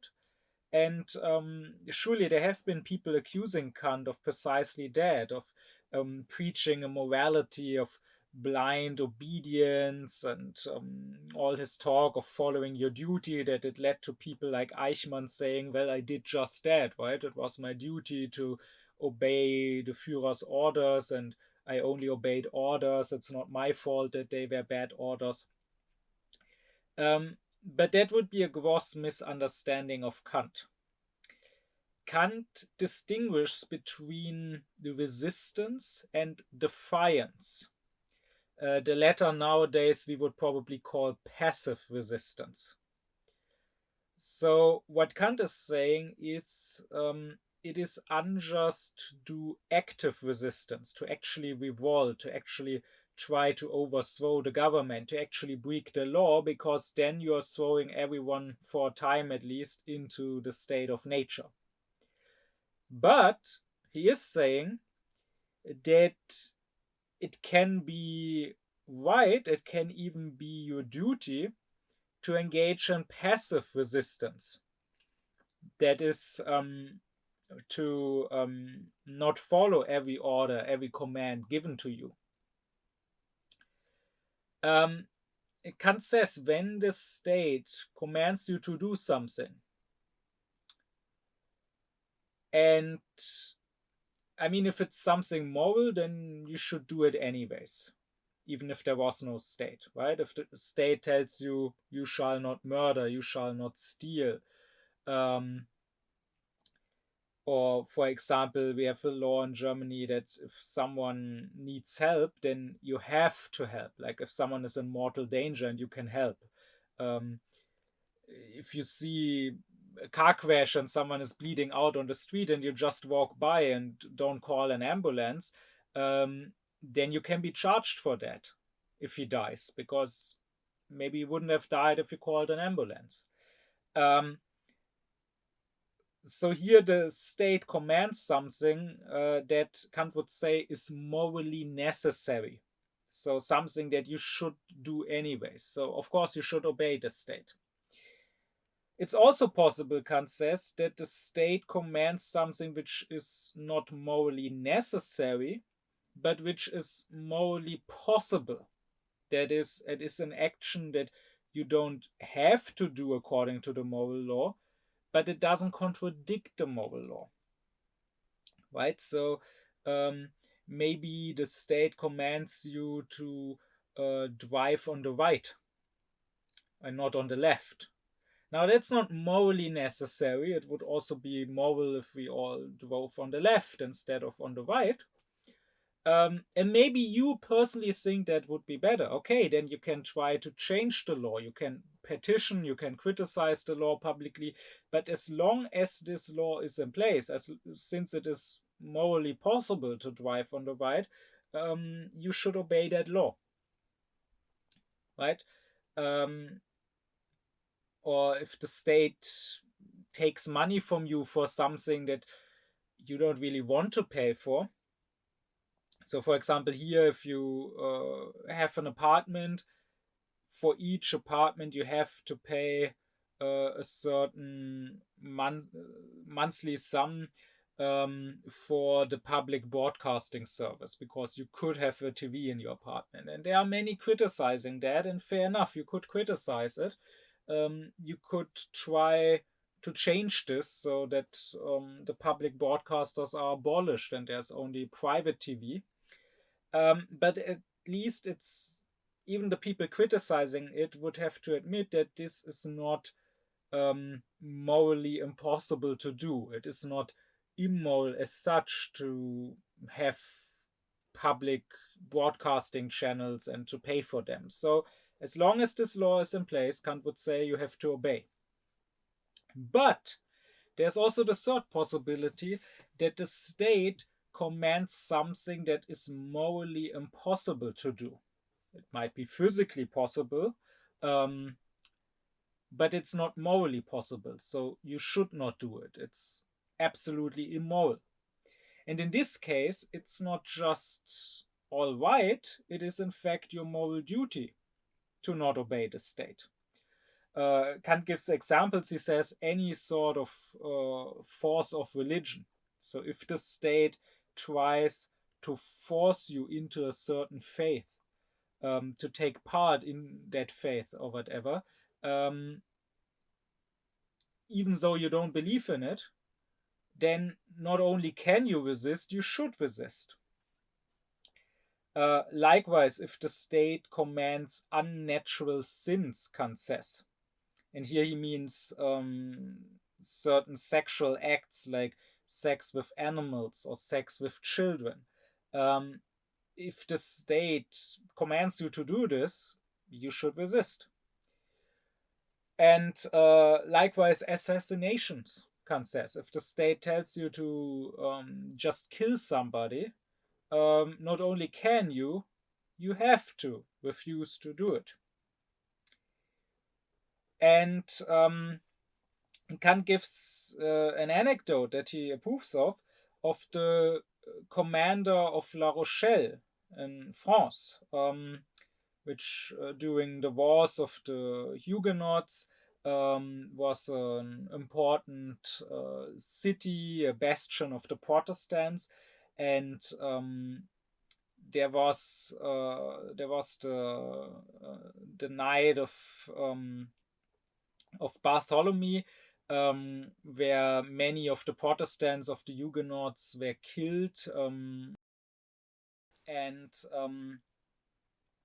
Kant relates that the commander of La Rochelle refused the king's order to have the Huguenots killed.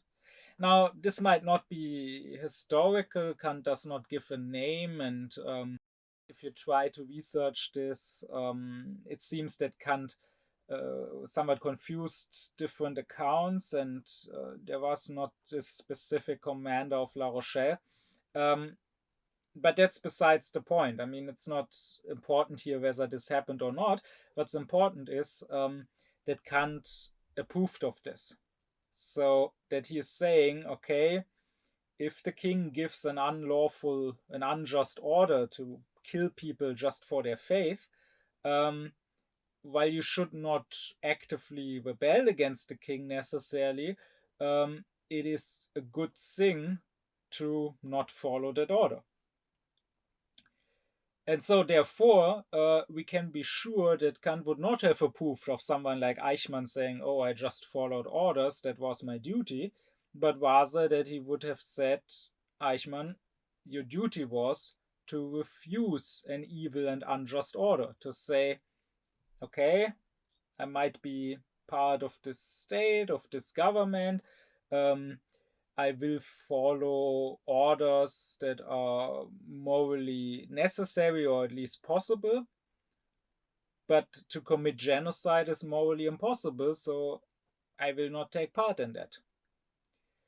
And surely Kant would have approved of someone like Tal Mitnick, the Israeli teenager who has gone to prison for many days, many months, for refusing military service, for saying, I will not take part in a genocide. Because getting drafted as such might be morally possible. Getting drafted to, let's say, defend your country from an attacker, but getting drafted to commit genocide, that is morally impossible. So you should refuse. Once again, to ask what is just, we can use this maxim of publicity. We can ask, what would happen to our maxim? Would it destroy itself if it became public? And I said earlier that active resistance, conspiring against the government, would of course work best if you don't publicize it. But as for passive resistance, as for defiance, it is obvious that by making it public, you are not really foiling your own plans, right? Like if the government commands you to take part in some crime, let's say to take part in as a soldier in an attack on the neighboring country, and you flat out publicly say, I refuse to take part in this, you might once again hurt your own private purpose, your happiness, because once it gets known that you refuse, you might get punished for that. But your objective purpose, the purpose of reason, to not engage in an injustice, that purpose is not hurt by it. And so we clearly see that this passive resistance is not unjust according to this principle. And you should not be too quick to dismiss passive resistance. Kant said if only more people had been like this commander of La Rochelle, then the massacre of the Protestants could have been avoided. Of course, people will sometimes say, oh, if just one person passively resists, this changes nothing. Then, okay, his hands stay clean, but the crime is still committed by others. This is true, surely, but the same is true if just one person actively resists. I mean, even if you resist with violence, if you are alone, you will not get far. The state apparatus will be stronger. It always requires a large enough number of people to resist. But if there is a large enough number, then surely passive resistance can work perfectly fine. I mean, then the despot could still sit on his throne, no one would throw him off that throne, but his commandments would fall on deaf ears. Which is what Kant would have preferred. I already discussed this in the lecture on the separation of powers and sovereignty. This is precisely why to him it's so important that legislative and executive power be completely separate. Maybe you cannot judge the sovereign who has the legislative power, because that would mean judging him according to his own laws. He, as the lawgiver, may be above the law, but as long as he doesn't execute his own laws, as long as somebody else is tasked with executing them, and that somebody else can be held accountable for what he does, and therefore would think twice about what laws he executes, therefore would probably resist executing unjust laws, then you can sort of nullify the despotic powers of the sovereign. And indeed, we do have examples in history of successful passive resistance. I mean, take the Danes, for example, under the Nazi occupation. And I mean, here they could even have engaged in active resistance because it was not their own state, it was not their own government, but rather it was a foreign state that occupied them.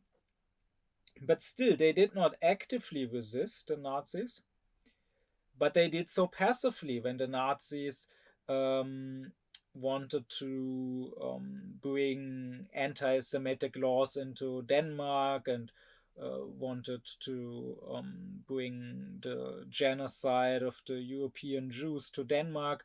The Danes made it very clear that they did not agree with this. I mean, there's the famous story of the Nazis saying the Jews now have to wear the yellow star, and the Danish government saying then our king will be the first to wear it. Indeed, Denmark is the only country under Nazi rule, more or less, where the Jews were not genocided, where only very, very few Jews died. Most Jews got away, going underground, many of them fleeing by boat to Sweden overnight. And the German occupiers themselves started not really fully following the orders from Berlin. Like there's the story that one day they were supposed to get all the Jews, but their commander-in-chief told them, well, knock on the Jews' doors, and if someone opens, then get him and deport him. But you are not to bash in any doors. So if somebody just doesn't open, then you will go on. And of course, only a few Jews who maybe weren't warned or whatever opened their doors. So here the Danes were quite successful with their passive resistance and with saving the Jews of Denmark. Something for which every aufklärt and every moral person would forever greatly respect the Danish people.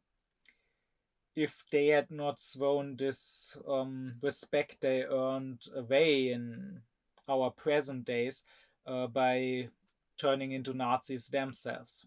Still, one might argue that there are instances where passive resistance is not enough and active resistance is needed. But here also, it's not so simple as Kant simply being against that. It is more nuanced than that.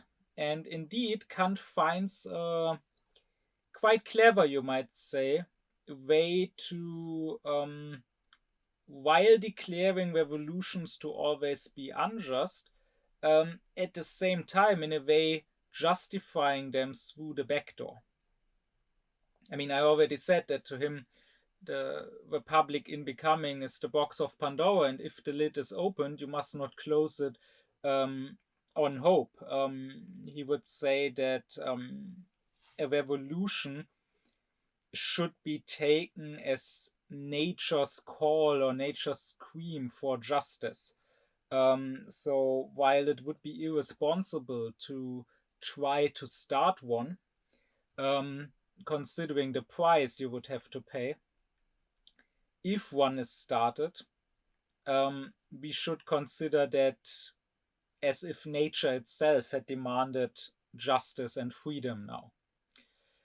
And what Kant says is, a revolution as such is always an injustice, not against a despot that is overthrown personally, but as such.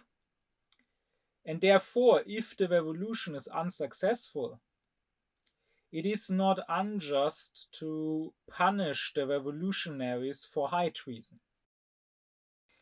But, Kant says, if the revolution is successful and institutes a new government, then now the same is true. So, meaning that once again, if you try to overthrow this new government, even in the attempt to reinstate the old government, then now, once again, you are committing high treason, and it is perfectly just to punish you for that. And so the point Kant makes is that whatever government is in place, no matter how it came into government, must now be accepted as the legitimate government. So there cannot be some pretender to the throne, some prince of the old line that says, well, I am the legitimate ruler because my father or my grandfather used to rule, and overthrowing him was illegitimate, so now I have a right to overthrow this new government. Kant would say to him, you are right, overthrowing your father was an illegitimate act. Therefore, this government came into power through unjust means. But how did your father come to power? I mean, maybe he himself came to power through legitimate means because his father was already king. And maybe also his grandfather, maybe his great-grandfather. But if you go back far enough, Kant says, then no state is founded on justice. No state is founded on people in the state of nature coming together and voluntarily forming a social contract and founding a state. At the beginning, if you go back far enough, you will always find violence, Kant says. You will always find an act of injustice. But this cannot be an argument against the current government, Because once again, to live in a state, even an imperfect one, even one that was started in an unjust manner, is better than to live in the state of nature. So you better accept this state and don't try to destroy it or to revolutionize it, and thereby to throw people back into the state of nature. And this, as I say, is quite clever, because here you can say what all this talk about Kant rejecting revolutions is actually about. It is not so much about simply rejecting revolutions, it is actually about supporting the French Revolution. I mean, you have to consider Kant is writing about this mostly in his late works in the 90s, the 1790s, so when this revolution is already running its course. And he's, of course, writing in Prussia under censorship. So, of course, he has to be careful what he says. And he is mostly talking in general terms, not getting involved in day-to-day politics and events, not necessarily talking specifically about the French Revolution. But if you think about it, what he is saying can be read not as an attack, but as a defense of that revolution. Kant is essentially saying, dear Prussian government and censorship bureau, I am saying that revolutions are unjust and that it is irresponsible to start a revolution, that even if things aren't perfect, even if the government were to be despotic, the price to pay is too high. So I'm a good citizen. I'm not trying to start trouble. I don't wish to import the French Revolution to Prussia and to start anything here. But I am saying that in France itself, the revolution already happened. Yes, there too it was irresponsible. Yes, there too it was illegal. But it happened, and now there's a new government, and now it would be equally irresponsible and illegal to topple it. So you should leave France alone. And you should not try to support reactionary powers. You should not try to bring the old royal family back into power or whatever. Precisely if you don't want revolutions. If you want your own people to stay quiet and to not start a revolution in your state, it's better for you actually to teach the people that a revolution is never okay. Because if you say that it is okay against an illegitimate government, okay, you are saying the French government is illegitimate because they came to power through a revolution, and therefore it's okay to overthrow them in the name of the old regime. But somebody else might have arguments why your government is illegitimate and why you should be overthrown in the name of a better regime. So why don't we just agree to leave things as they are and to rather criticize openly so that things are reformed, but to not overthrow governments? So you can hopefully see that things are a bit more nuanced, and it would be too simple to just say, oh, Kant is for or Kant is against revolutions or whatever. Indeed, as I get closer to the end, I want to address what Kant's personal relationship or Kant's personal judgment of revolutions was. And here you will find again that it is quite nuanced and that it is even quite positive, quite supportive.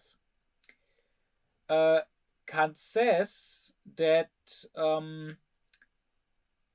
the revolutions that happened in the past in the Netherlands, in Switzerland, and in England were basically the three most important events for the progress of humanity towards a republic in the new age. To be clear, he is saying that before the American and French Revolution started. So nowadays, these three revolutions or revolts in the Netherlands, Switzerland, England, in the collective mind are greatly overshadowed by these two later revolutions. So just so you don't wonder why Kant is putting so much emphasis on them and not on the two later ones, this is an earlier statement by him. But still, he's saying they were what brought about the most progress in the modern age. And yet, he also says if they had not been successful, it would have not been unjust to punish those who tried, who started them as traitors. But now that they were successful, we can be happy that here this call for nature was heard, and these revolts brought these three countries, these three nations closer to republicanism.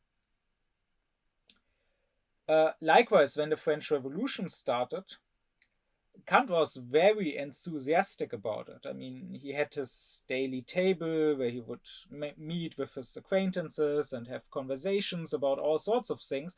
And several acquaintances relate that in his last years in the 90s, things changed a bit, because before that he would talk about all kinds of topics, and now often there was only one topic he was interested in, which was the newest developments in France, and he was almost obsessed with getting new news from there, knowing what happened there, and was really hoping for the best, for the success of the French Revolution. And not only that, he in the 1790s, there was also a revolt in Ireland against the British oppression. So that happened sort of at the same time as the French Revolution. And during that day, Kant was so enthusiastic about the French Revolution, he judged others according to their own stance towards that revolution, even changing previous judgments. So when it came to England, for a long time, Kant had a very positive opinion of England, having English merchants in Königsberg as his friends, reading lots of English literature like Shaftesbury, Hutcheson, Locke, Hume. In his earlier works, you will find him say the English are very genius. Their literature might not be the most thorough, might not be the most tasteful, the most beautifully written, but they have the most original ideas. So it's always inspiring to read them. It always gives you new ideas to think about. And you will find him saying that they have the most free, the most republican constitution of Europe.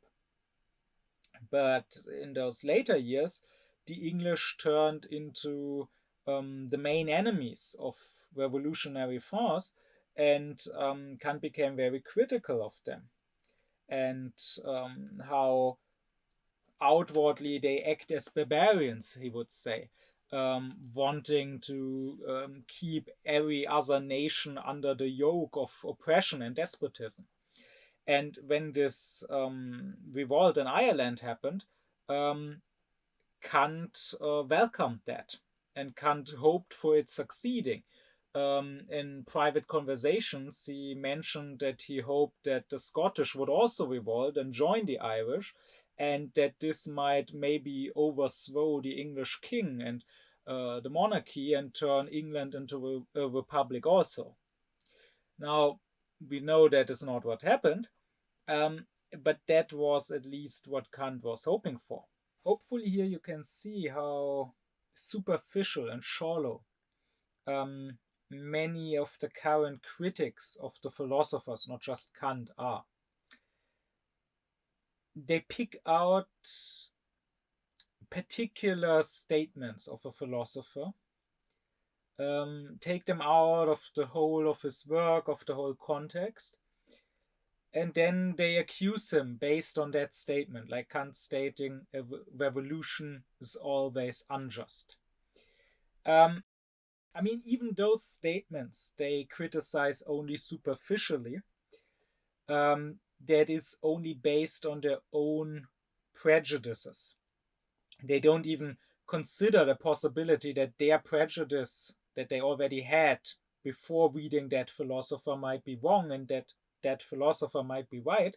But rather they just ask, does this philosopher agree with my opinion or not? And if not, then clearly he is wrong.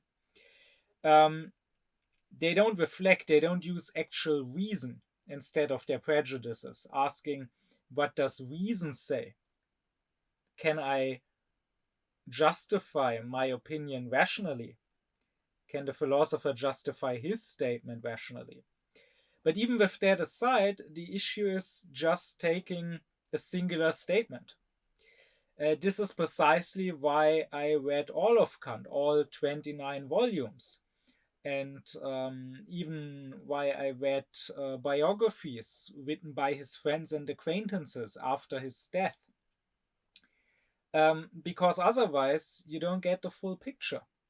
You may read his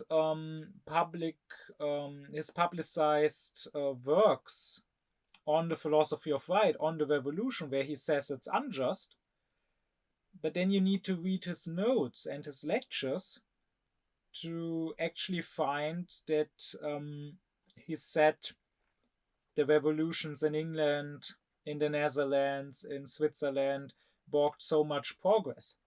And you need to read what his friends relayed about the conversations they had with him to find how enthusiastic he was about the French Revolution, how he hoped for revolts in Ireland or Scotland to turn England into a republic.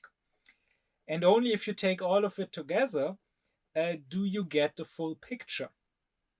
You get the picture of someone who, as a thinker, realized that revolutions are very, very dangerous, that they come with a lot of bloodshed, and often things don't even get better, at least not for a long time. Often one despotism is just replaced by another, often even by a worse despotism.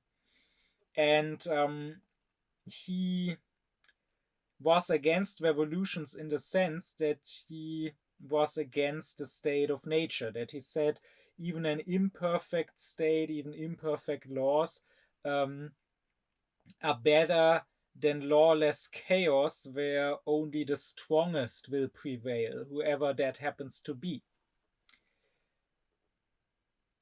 And also, of course, he had to write under the despotism of an absolute monarchy back then. But at the same time, he was for justice, for the republic, and so he welcomed progress in that direction. He would not have been so irresponsible to himself do everything to push things in that direction, no matter the cost. But if they happened to go in that direction, he welcomed that and considered it, as I said, like a call of nature for freedom.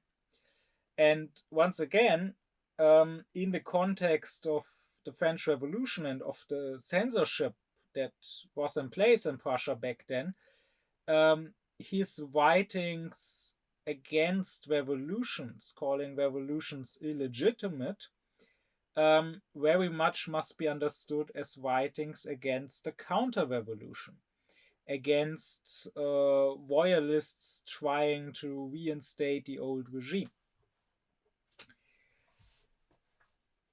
But even with that, we should also acknowledge that Kant is not fully consistent with himself, that Kant has not fully worked all of this out. And this, as always, when it comes to the issues of his philosophy of right, is because he has not fully distinguished right and ethics.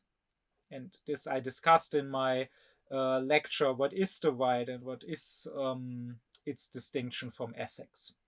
I said that it was Fichte who very clearly um, separated the philosophy of right and the philosophy of morality.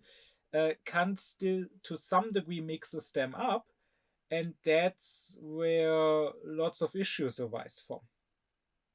Because if you separate them, then you have no problem saying, sure, a revolution is always categorically, without exception, unjust, as it is literally an illegal act, literally breaking the law.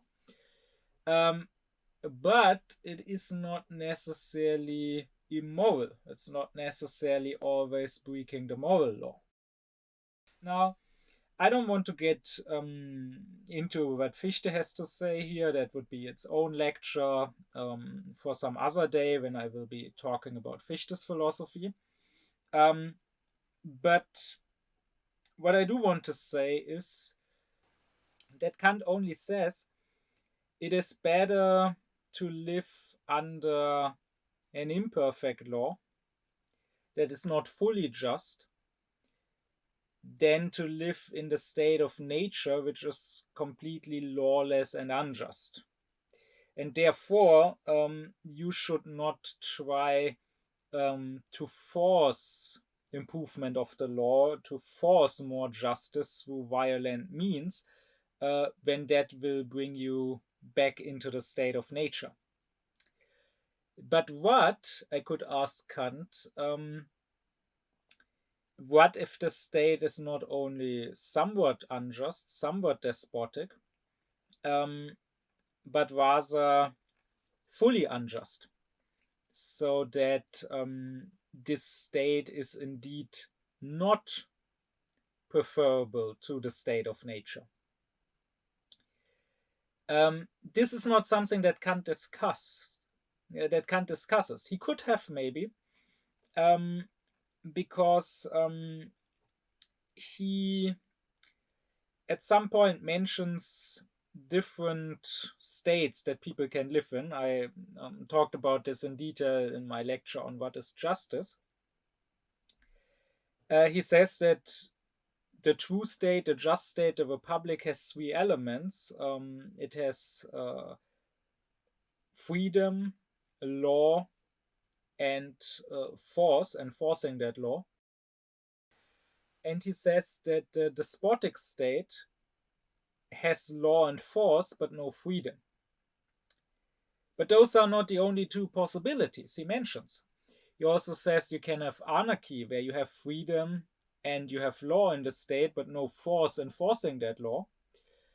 And you can, of course, have the state of nature, where you have freedom without any law, which will lead to force, which then will destroy the freedom.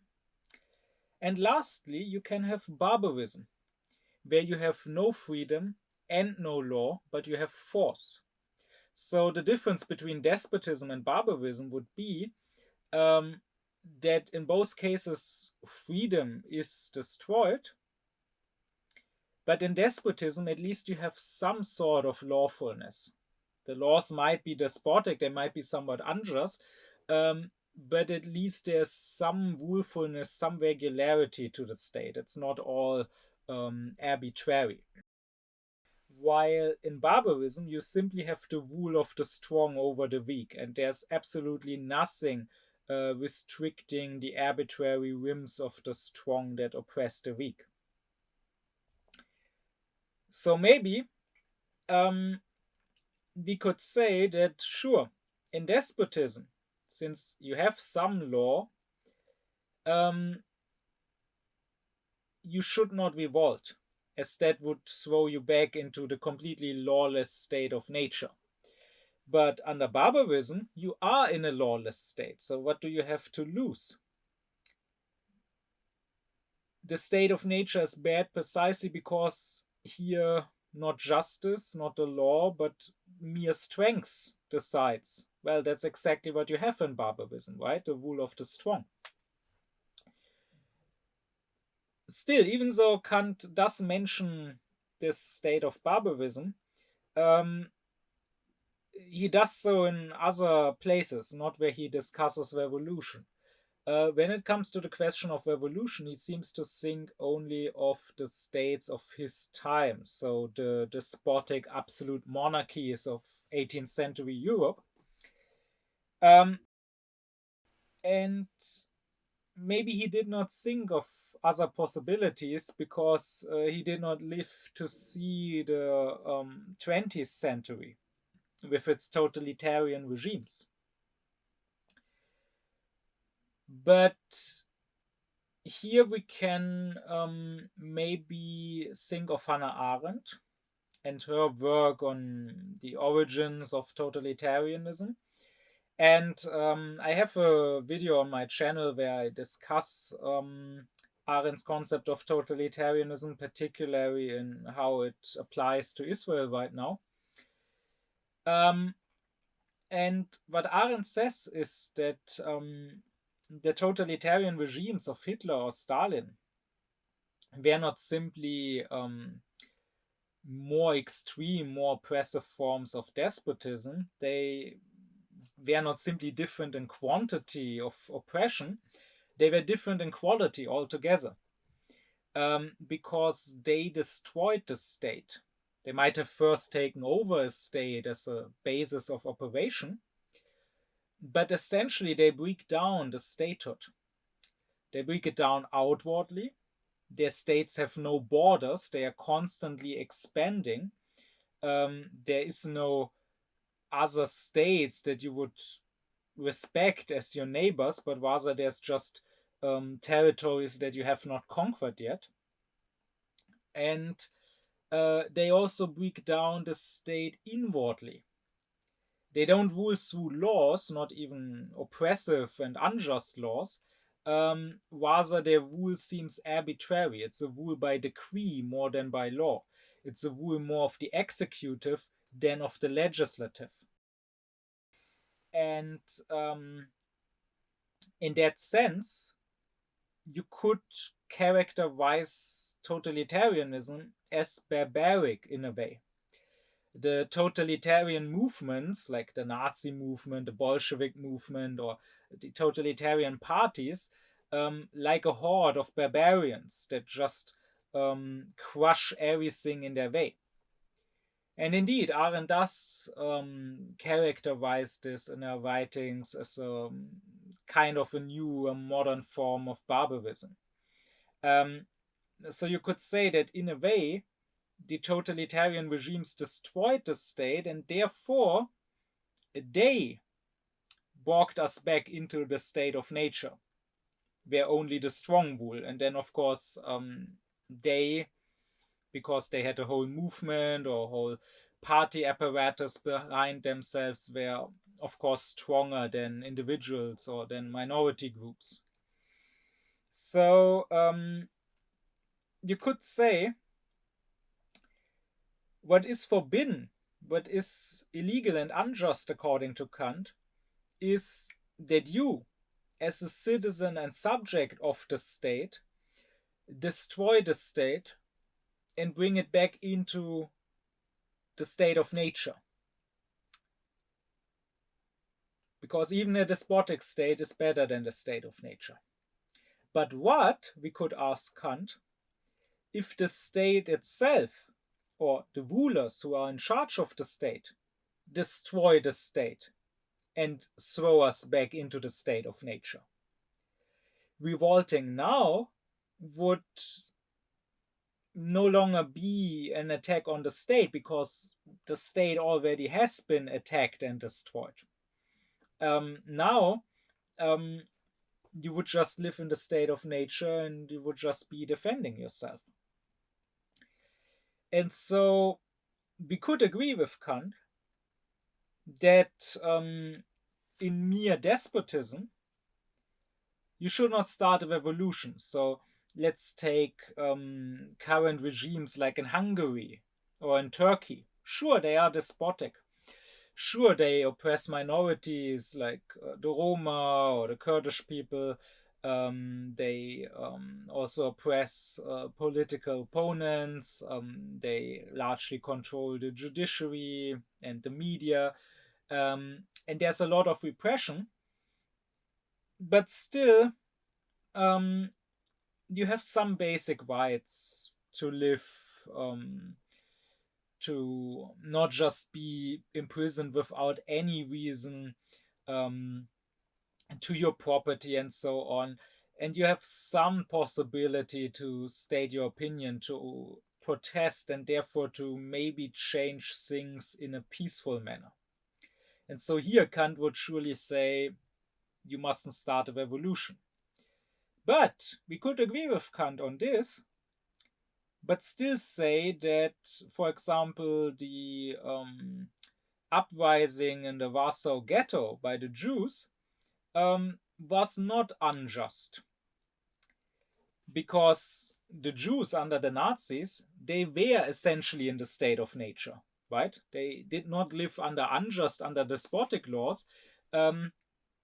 They lived in a state of lawlessness.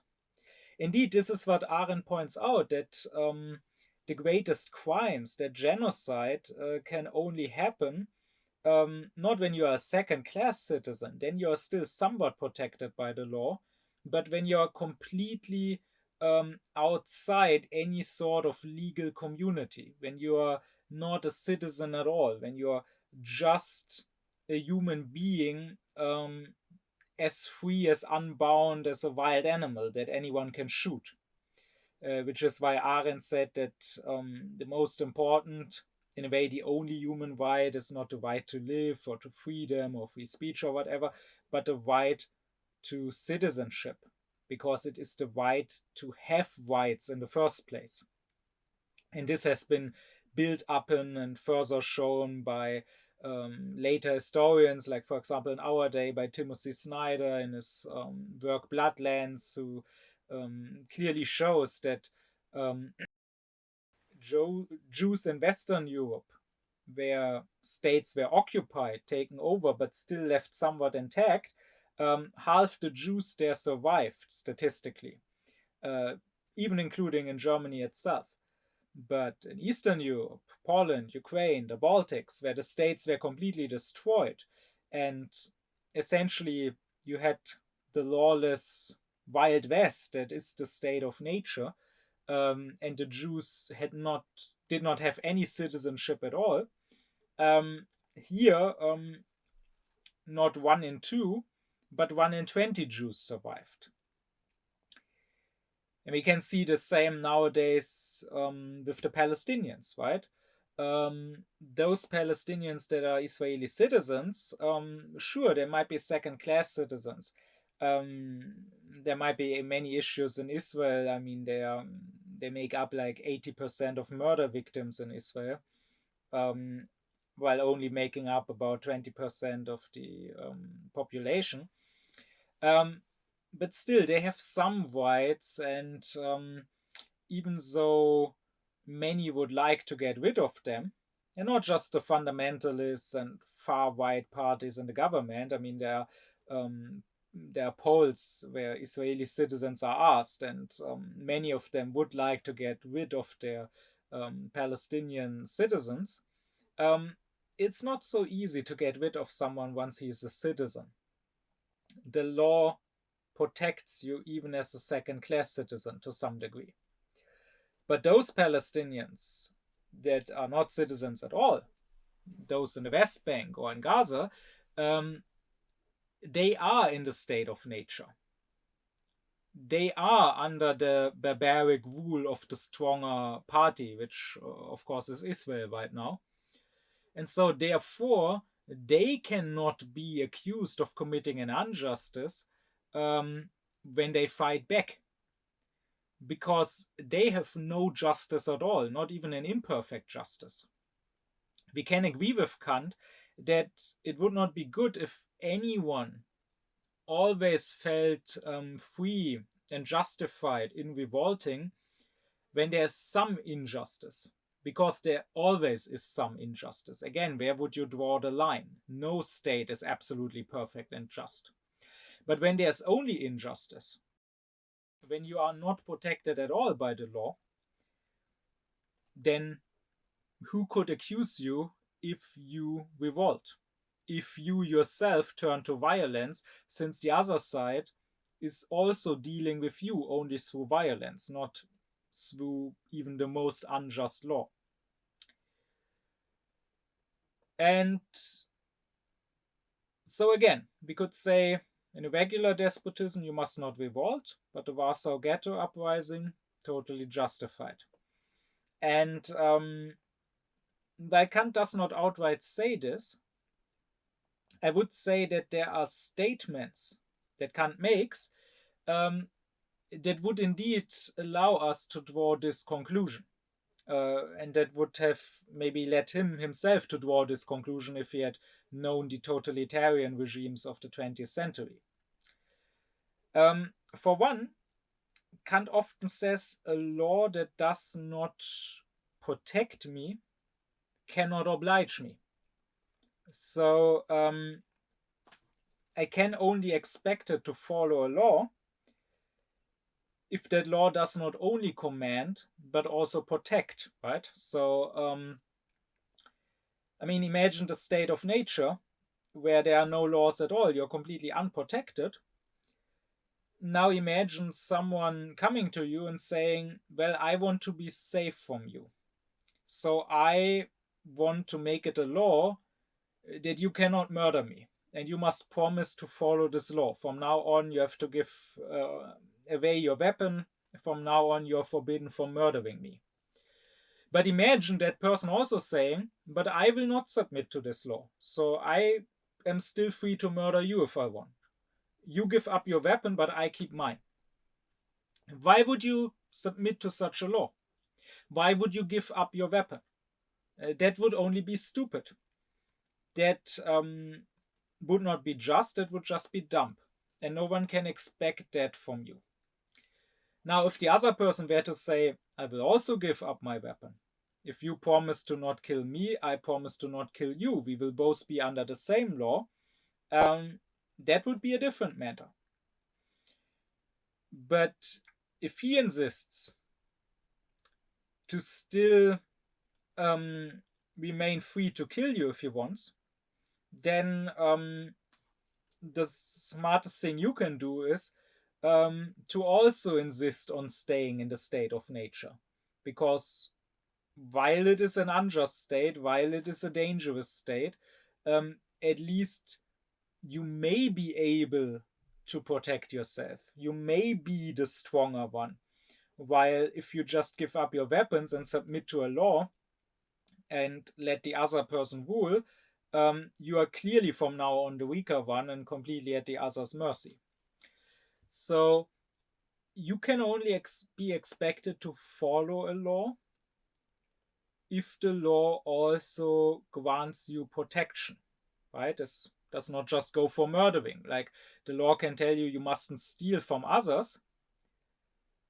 Well, but if you are so poor that you cannot even buy food or a roof over your head, if you are basically left to starve, then no one can blame you for stealing food to live.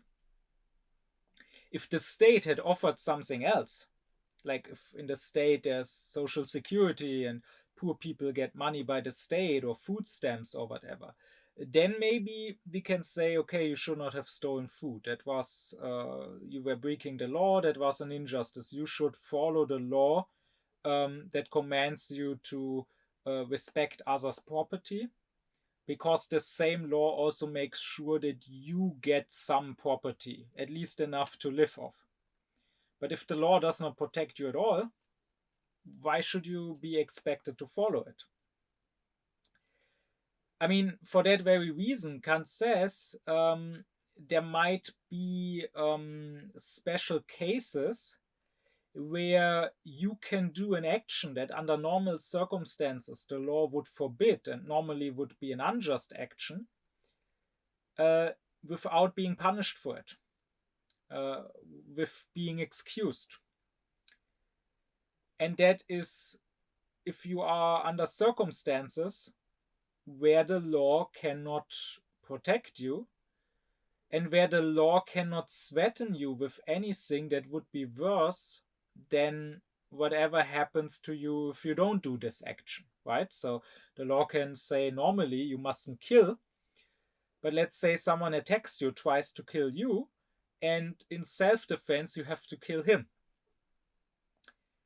Kant says the law cannot forbid this, because what punishment would you threaten somebody with if he defends his life through killing someone in self-defense? I mean, the worst possible punishment you could give is the death penalty. But then if he were to obey that law and not defend himself, he would also die. So that's not a threat in this situation. And that's precisely why you have to allow killing in self-defense if necessary. The same Kant says about the board of Carneades, which is a well-known problem, dilemma in legal theory, going back to antiquity, where you imagine a shipwreck and someone survives by clinging to a board, a piece of wood that drifts in the water. And now there's another survivor in the water that also wants to live, of course, but the board can only support one person. And so now the second person kicks the first person, who happens to be weaker, off the board and claims the board for himself. So now the question is, if the second person manages to reach the shore, and if somehow it comes out how he survived by kicking somebody else off that board, should he be punished for murder? And here Kant's answer is, once again, of course we could say that person is evil. Of course we could say that was immoral. But still, it would not make sense to punish him for that. Because once again, what punishment could you threaten him with? Like anything short of death, like imprisonment, would be less bad than dying, right? Then he would probably say, while drifting in the water, okay, I'm gonna kick that person off the board. They're gonna lock me away for 10 years, but if I don't do it, I'm gonna drown. So I would rather take 10 years of prison. And even if you threaten the death penalty, that's just equally bad as what he would get if he doesn't kick that person off the board. So here Kant would say, the law cannot protect me. The law cannot save my life, right? The law that says don't kill that other person, don't shove him off that board, cannot offer me my own board. And so therefore the law can also not oblige me. The law can only be in place for me if it has something to offer for me. Otherwise, I cannot be expected to follow it. And if you apply this thought to, let's say, a completely lawless, a completely totalitarian regime, let's say that is engaged in genocide, a regime that has nothing to offer you, not even living as a second-class citizen, then you could not be expected to follow that regime's laws and to not rebel against it. I mean, the whole question for the right, for the philosophy of right, that it has to answer to Kant is, how can several free, autonomous, rational beings live alongside each other?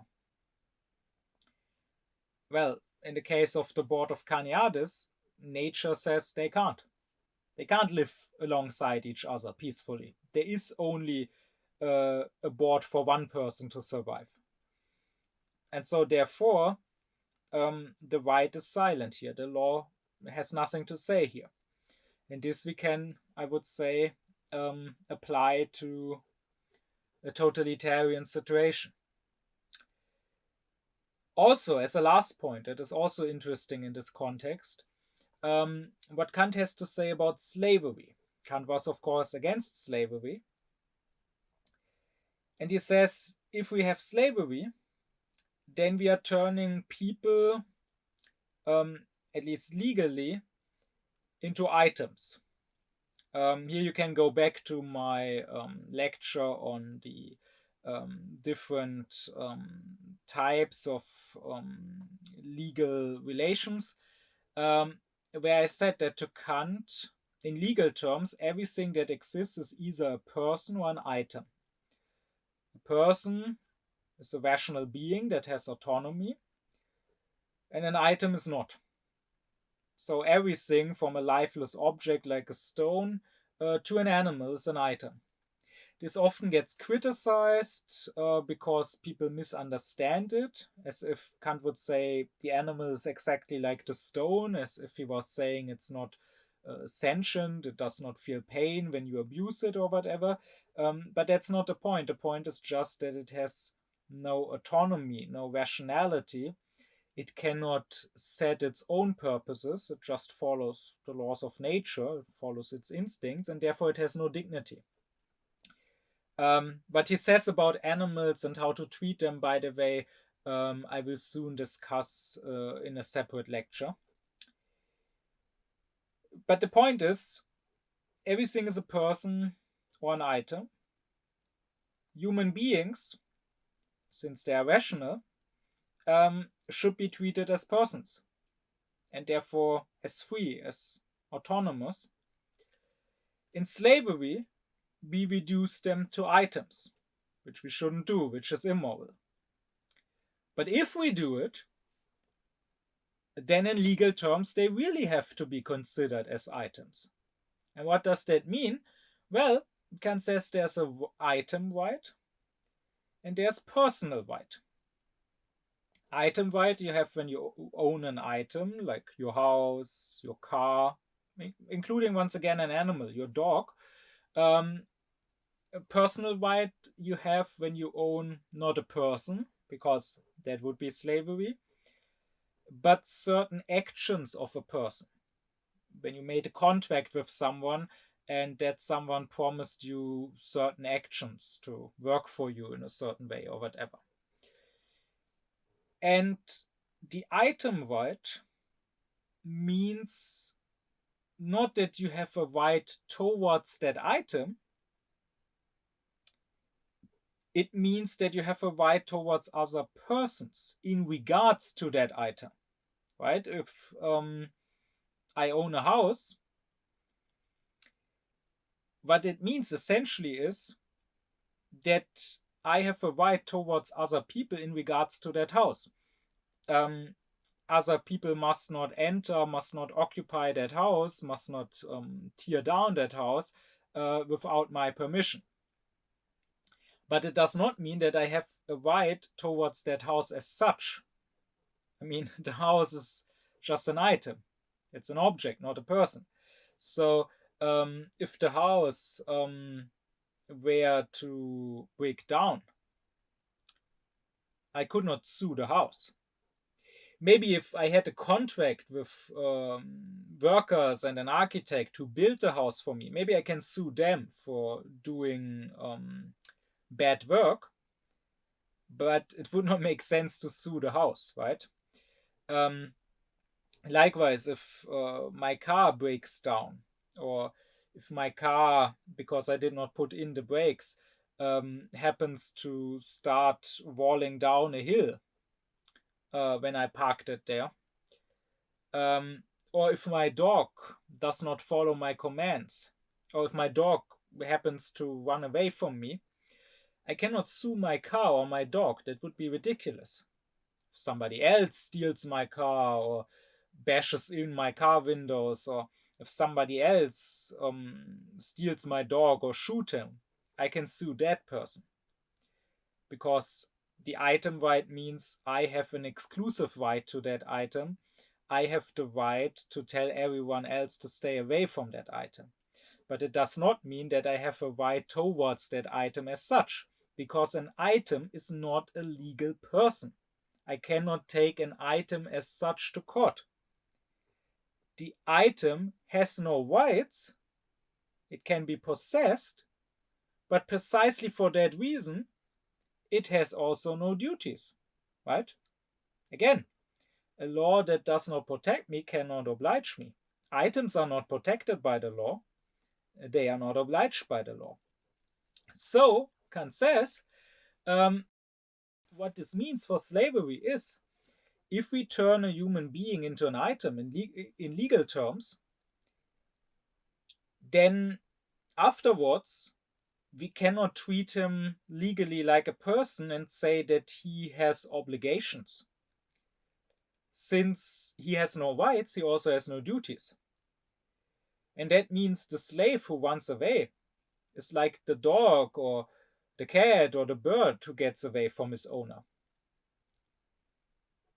You cannot blame him. You cannot sue him. You cannot say, oh, but he was legally obliged through his contract to be mine and to stay in my possession.